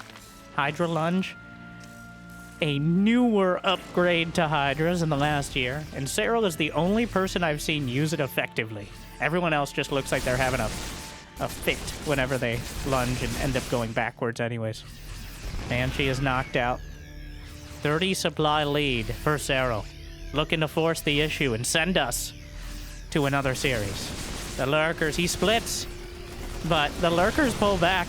There are many weird legs. I think they have 7 legs. Will be slowed by the concussive shells, but he lunges forward. The fungal catches some of the front line. The Marines on the high ground, but that's a lot of Hydras. Reinforcements coming in. Clem trying to kite back as far as he can, but Serral now has 4 bases, 5 bases with 83 drones. He can reinforce, and he can continue cutting forward. The Hydras are doing enough. They have the upgrades, and Clem does not have the critical mass in order to drive this back. He doesn't have the siege tanks nor the liberators to fall back to. Serral is closing in, cutting through. Clem tries to get a couple shots off, knocks out one lurker.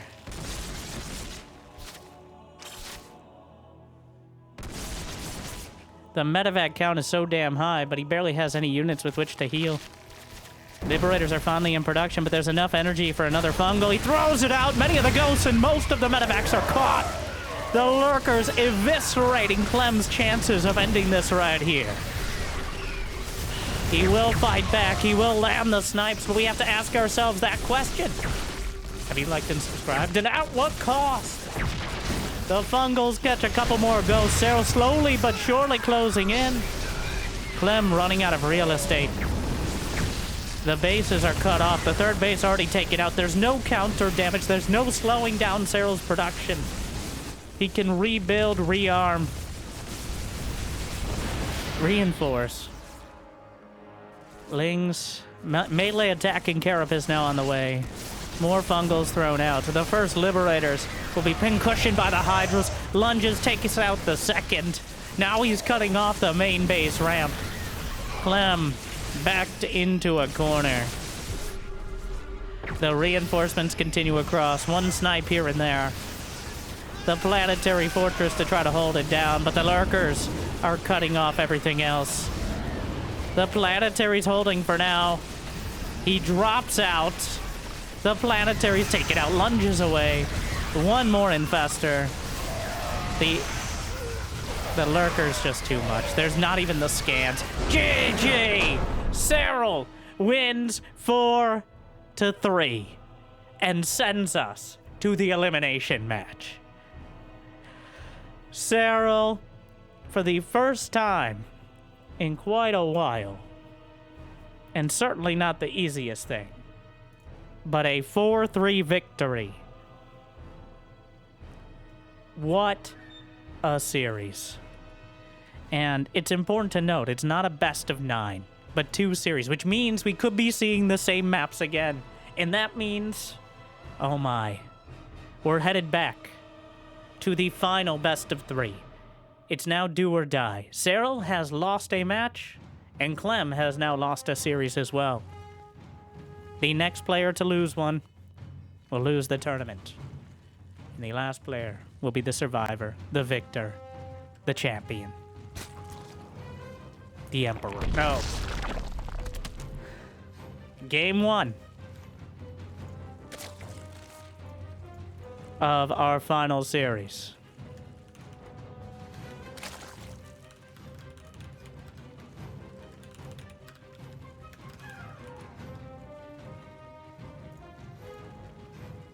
Golden Wall.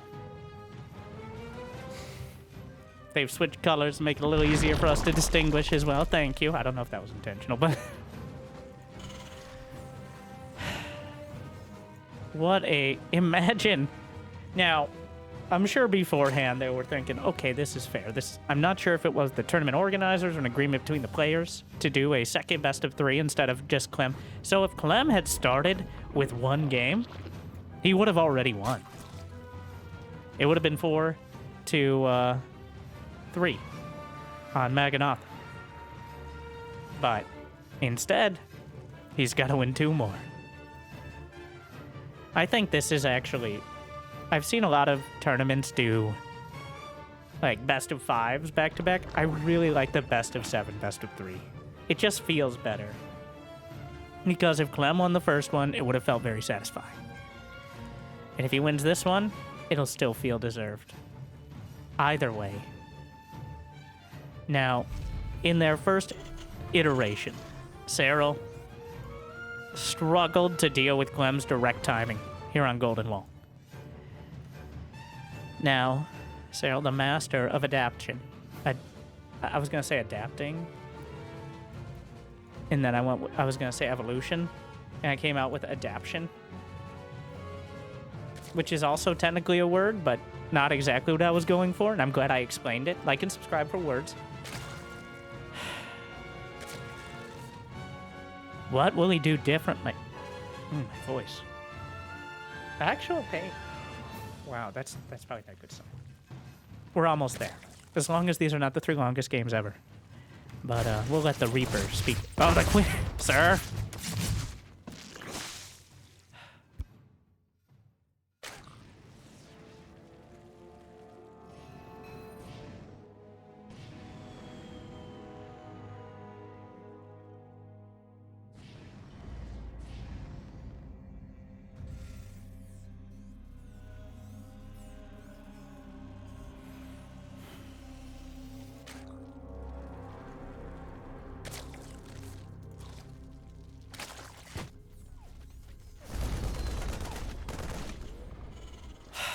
Overlord driven out. Clem is building his 3rd command center at the gold base. The absolute madman. This is definitely baiting Serral to do something about it. I'm sure Clem knew how greedy Serral was on Golden Wall last time. It was a gasless 3-hatch build, which gives you almost no options for aggression. Like, without gas, what are you gonna? You're gonna make slowlings? Gonna drone rush? So, and Serral's done it again. He's exploited, and Clem this time is risking it all on Golden Wall. The absolute gall in this set of balls. The queen's locked out. Papers, please. Just poking at the edges. 3 roaches on the way. Queen, well, awkward. The queen's just head on over to the south side.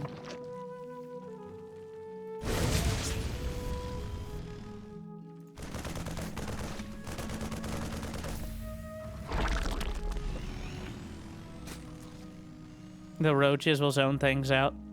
And it's up to the cloak. Well, the Banshee existing prevents anything but the most committed attacks early. It is quite an investment, but there is no anti-air. Wait. Okay, he mined through the mineral wall, so the Hellions could get through. But the Sloaches are there to meet them. There's only the one attack path, even if you go through the mineral wall down the center. A single Ravager. He thought about it. Cloak is not done, but the Banshee just disrespectfully takes out the Creep Tumor. And, where are you going? Oh, wow, this is double Brenda bounce. Just completely disrespecting the queens. Absolutely no, caring about any damage they might deal. I guess it can be repaired or healed, so why not?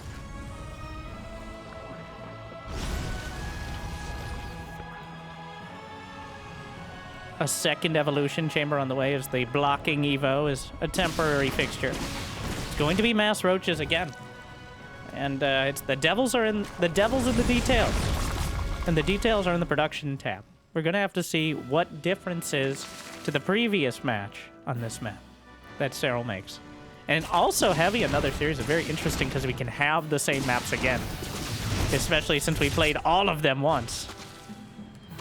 Literally the maximum amount of Clem versus Serral you could ever... 3 Hellions get by enough to kill drones in a single volley. Unfortunately, you can't kill any drones when you're dead. That's a sign. A single Ravager harass. Ah, yes. A classic tactic. The Banshees coming back to deal with it. The Ravager sneaking around. The Roaches. Gonna try to get some damage done. The Marines. Stim is there. So the awkward part, well, the Banshee will eventually kill the Roaches. A Nidus is on the way. Serral, for the first time in this series, in this fall series, keep having to make the distinction, is going for a Nidus. This hatchery doesn't seem like it's in the perfect spot, but you know, perfect is the enemy of the good.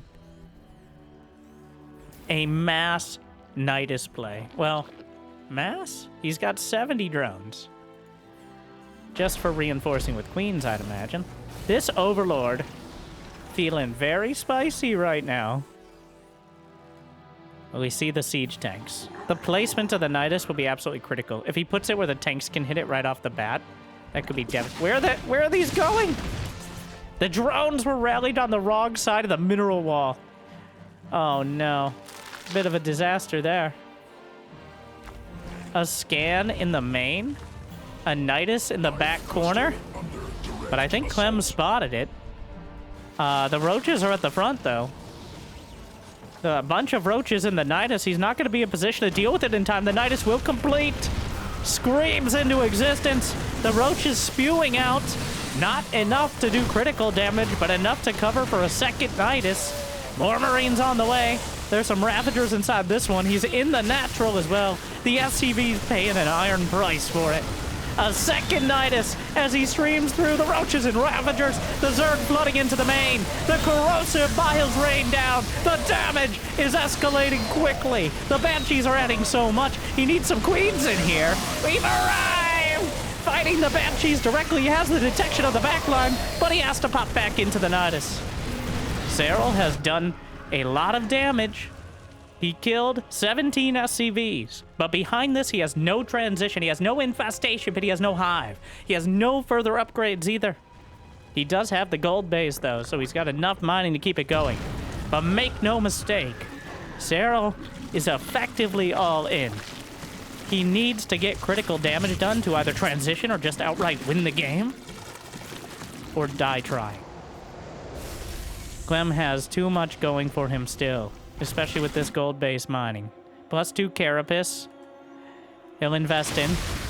And this position is almost impossible to hold.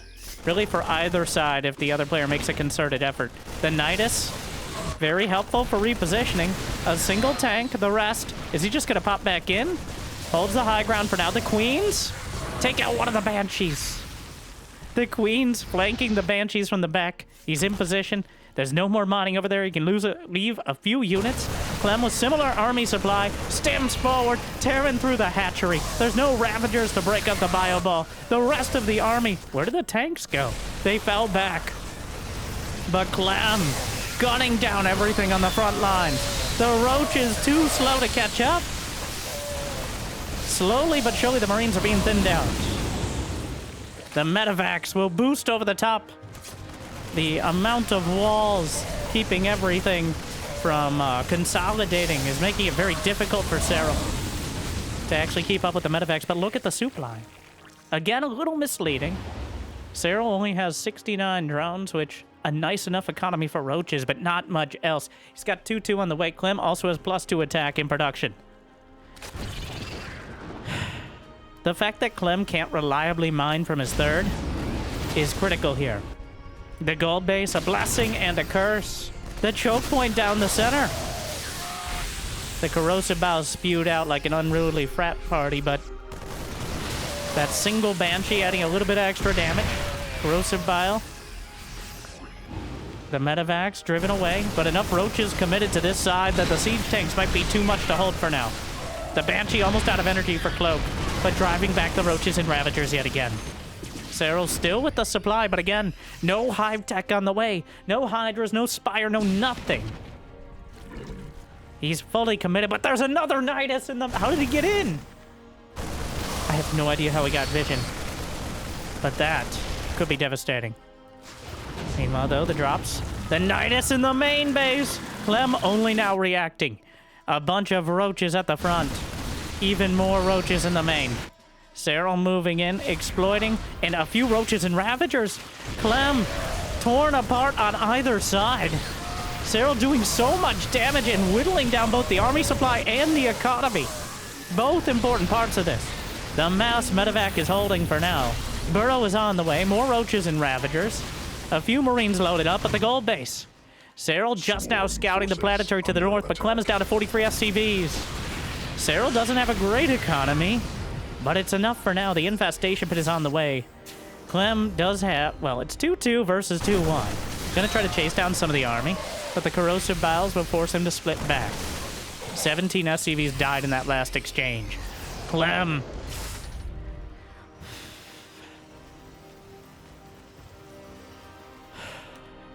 It's so close. Serral's trying to stabilize. It's a precarious time.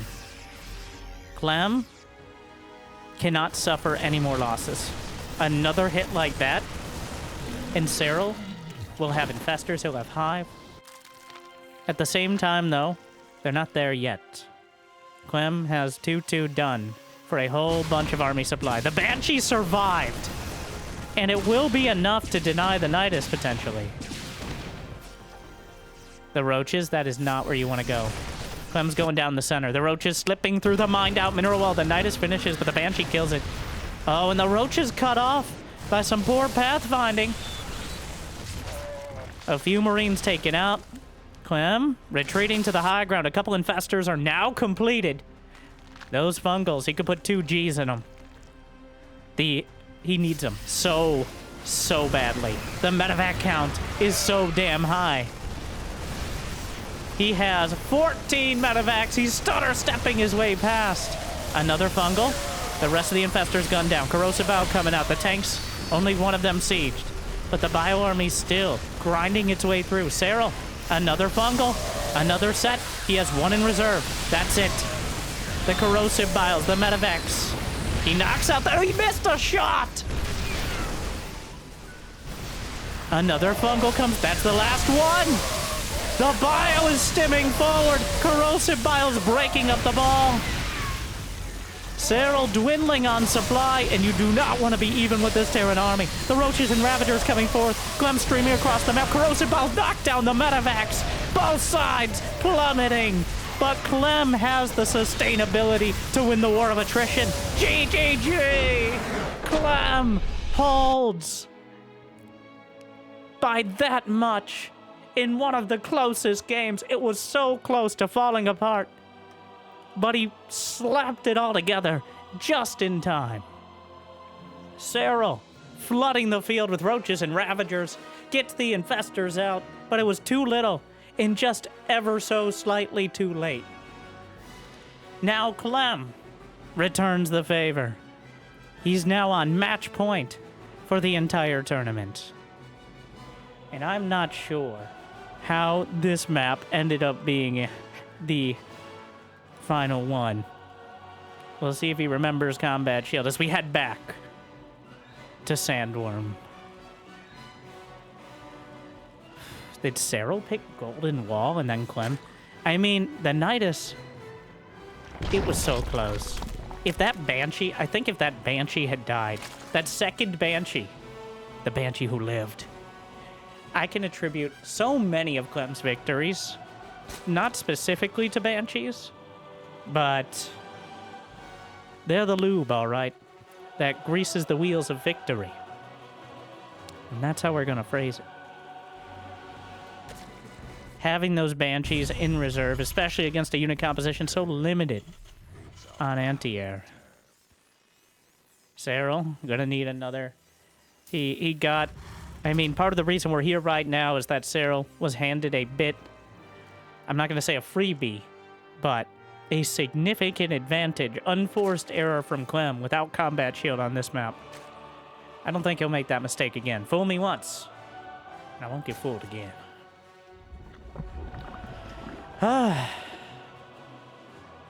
The Maestros of the Game Championship.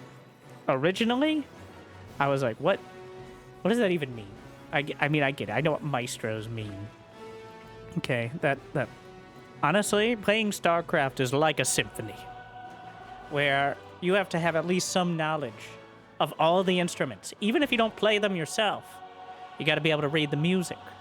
All right, you got to know which instruments are strong and which are imbalanced and should be nerfed. Okay, it's all important. But, and I do really, honestly, I really love the branding. You can just have this single logo. Subtle, like minimalist, like everything nowadays, but effective. So, and I think at the end of all this, we'll have the one last shot of the cool promo video they did to tease the tournament. Okay, all right. Serral trying to get his third, but the Reaper very well aware. And this time around, Clem is actually forcing the third. He had the SCV blocking the other base and sent the Reaper to the alternative, denying Serral his third base.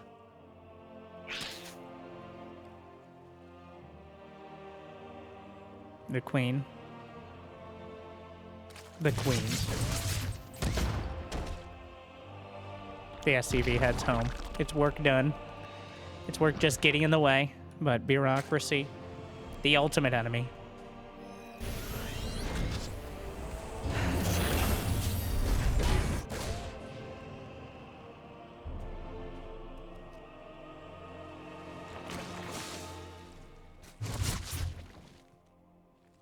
Twelve Zerglings on the way. Serral's sneaking it. The creep tumor on the high ground as well. Serral wants to either grab the Hellions or sneak the Zerglings by and get a bunch of damage done. Going to try to dictate the pace of the game, even at quite a heavy cost to his economy.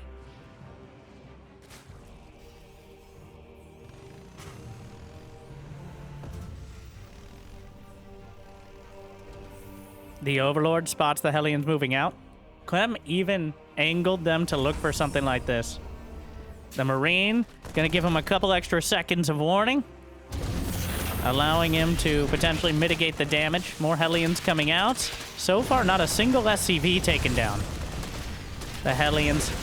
Clem will sacrifice more Hellions to minimize the SCV damage. Serral putting himself in a situation where he's at least going to get something. But 0 SCVs killed for quite an investment in Zerglings.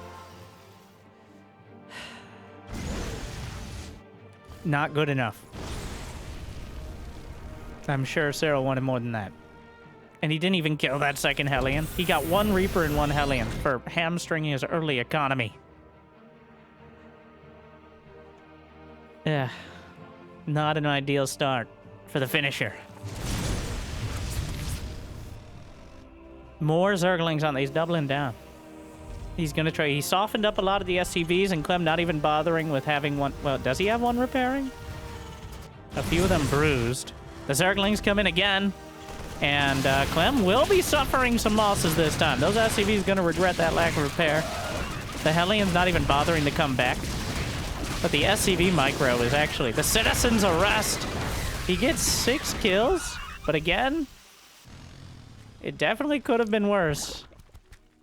And Serral now, Clem decides, oh, well, pulling out at the last second. But that's just good micro.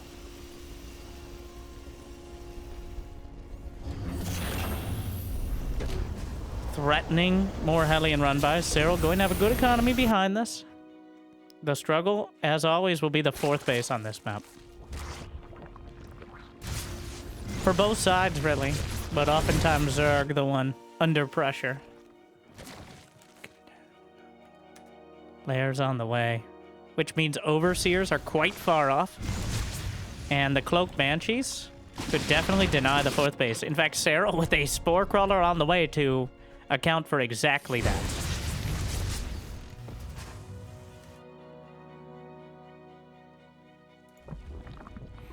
Banshee's sneaking in. Spore repositioning. Get out of the way! Gets a couple kills before the Spore can jostle its way down. And the Banshees gonna work on the edges. The Hellions on the edge of the creep. Infestation Pit will be the choice. Banshees come in and pick off a couple more drones, and Clem already has his 3rd base landed, 60 SCVs. A very comfortable economy.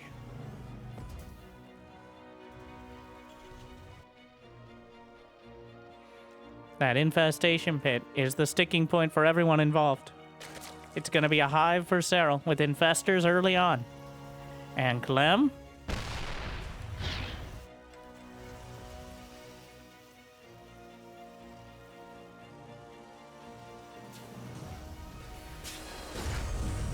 Clem?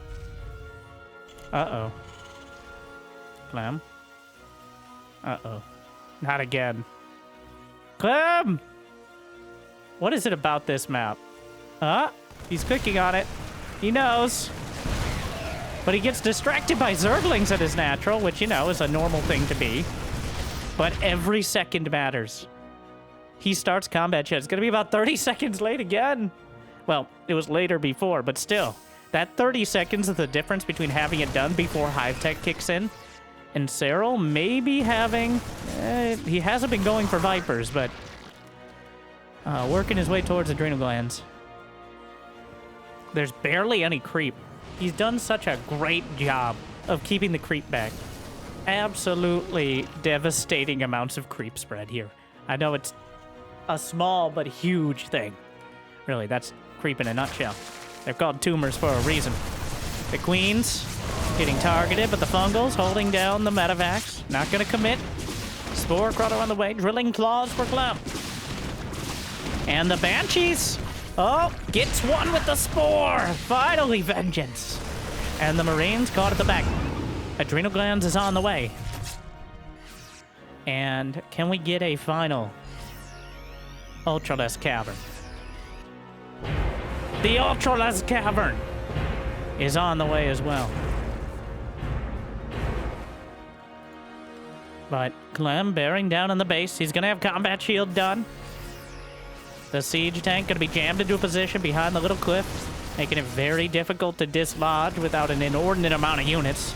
The hatchery under heavy fire. The queens will commit some transfuses. Fungal soften things up.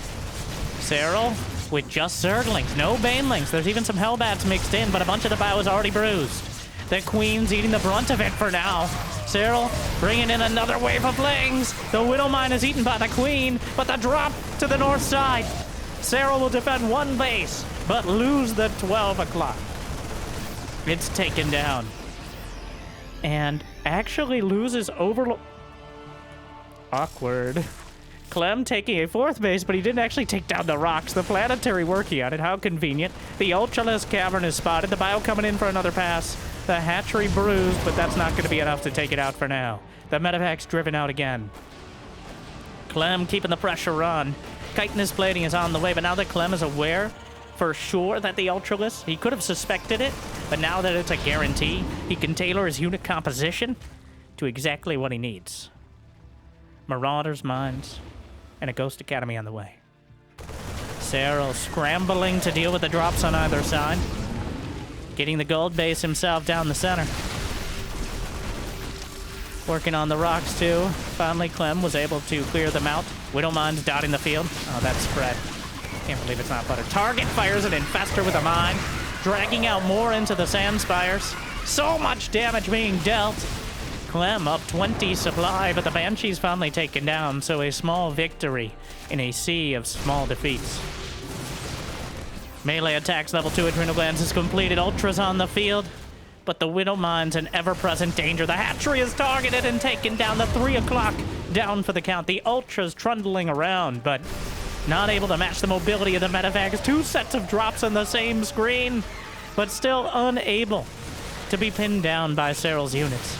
Some potential fungals. A couple more Widowmines trying to drag out the shots into the sand spires, and those Ultras are going to struggle so hard. Infestor taken down by the mines. A tower defense style map. And the Ultras in the sand spires are struggling so much. Another fungal comes in. The Ultra's doing so much damage and actually able to pin down a bunch of the bio. He took out one of the drops on the other side. The Ultras exploderated by the Marauders.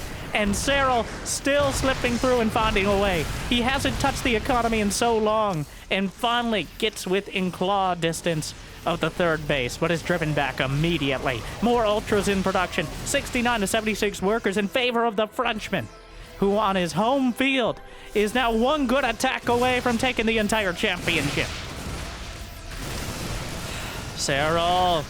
He's got the gold base mining. His economy is hanging on by a tiny thread of the Widowmine with another massive hit. The Queen's at the back, barely on the creep, trying to transfuse. The worst possible position for an Ultra to fight in. It literally cannot fight in that location. But Serral trying to make it work anyways. More infestors in production, plus 3 carapace about to complete. Much quicker. Serral's going to have the upgrade advantage for a while yet. The Zerglings slip into the third base.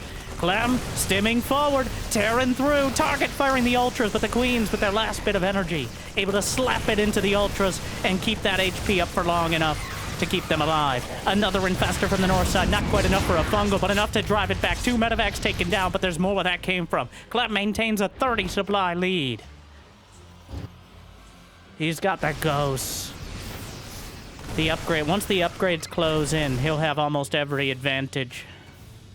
But Serral, well, the first step to winning is not losing, and so far surviving on that front. Another fungal, and he's chaining it together. The Ultras cleaving through everything. Every single one but a few Marauders is taken down, and over to the left side as well. The Widowmines will soften up the Ultralisk. The Zerglings streaming ahead will be cut down in another set of the Sand Spires. One step forward, 2 steps back. The Marauders jammed in to the mineral line. The Bio Ball takes out an Extractor. How many infestors? 0. That's not very many. Serral on the ropes. The mass drop in the main. Loses 1 medevac on the way, but it's raining men. The Ultralisk Cavern will be taken out. The spawning pool as well. And now Serral literally, he can only build infestors. He's bleeding out, unable to... He doesn't have a Baneling Nest. He doesn't have a Hydra Den. It's just infestors until he can rebuild. And Clem is everywhere. The Liberator's overhead. The Zergling counterattack on another base. It's not a planetary. The Widowmine's dragged out across the field. The Ultra's trundling through. Another fungal! How does he do it? Serral finds exactly what he needs the moment he needs it. And again, the supplies clawed back down. But Serral has been underwater in supply for most of the game. Against a Terran army, 500 Zerglings in 14 minutes. I don't even, he's just now rebuilding the Ultra Cavern. He has 2,200 minerals he can't spend. The planetary fortress assaulted by the Ultras, but the Ultras assaulted by the Ghosted Turn. Another drop at the back. The Liberator overhead. The Queens will contest it. Serral, not even able to build Queens at this late stage. He can't spend his money because his production, his key building is cut off. His tech tree, a thin one at that. The infestors were spotted. He saw the infestor side. The Ultras try to trundle through. GG, well played, congratulations. And on his home field, Clem will take the elimination series 2-0 in one of the most epic, hard-fought series finals in the history of StarCraft 2. Both players so clearly skilled, so clearly evenly matched. But today, Clem was just a little bit better. I think he wanted it so badly, and he got it. Some small mistakes adding up to big decisions and dramatic moments, and Serral comes up just a little short. Clem can thank Raynor for knocking Serral down earlier in the tournament and forcing the elimination match. But still, both of those games as well could have gone either way. Thank you again to Maestros of the game for one of the best tournaments I've ever seen, both in production quality and quality of the games. I certainly hope it made your days a little... We're going to have more of the games. I don't think it's a spoiler to know that the top 2 players were in the finals. Still, how they got there is a very relevant part. But I hope it made your day a little bit better. At least. A big chunk of it, too, eh? But thank you for watching. If you got the means of motivation, be awesome to check out Patreon or YouTube membership. But I hear liking and subscribing is still free. At least for now. So, good luck, have fun. Thank you to our meal tier patrons, Big Jakey, Devin, Dork, Kate, Mario, Suit, for bringing in the extra minerals, and to everyone. Go ahead, just still enjoy. Thank you for watching. I certainly hope to see you next time. Congratulations to Clem. Stay chill.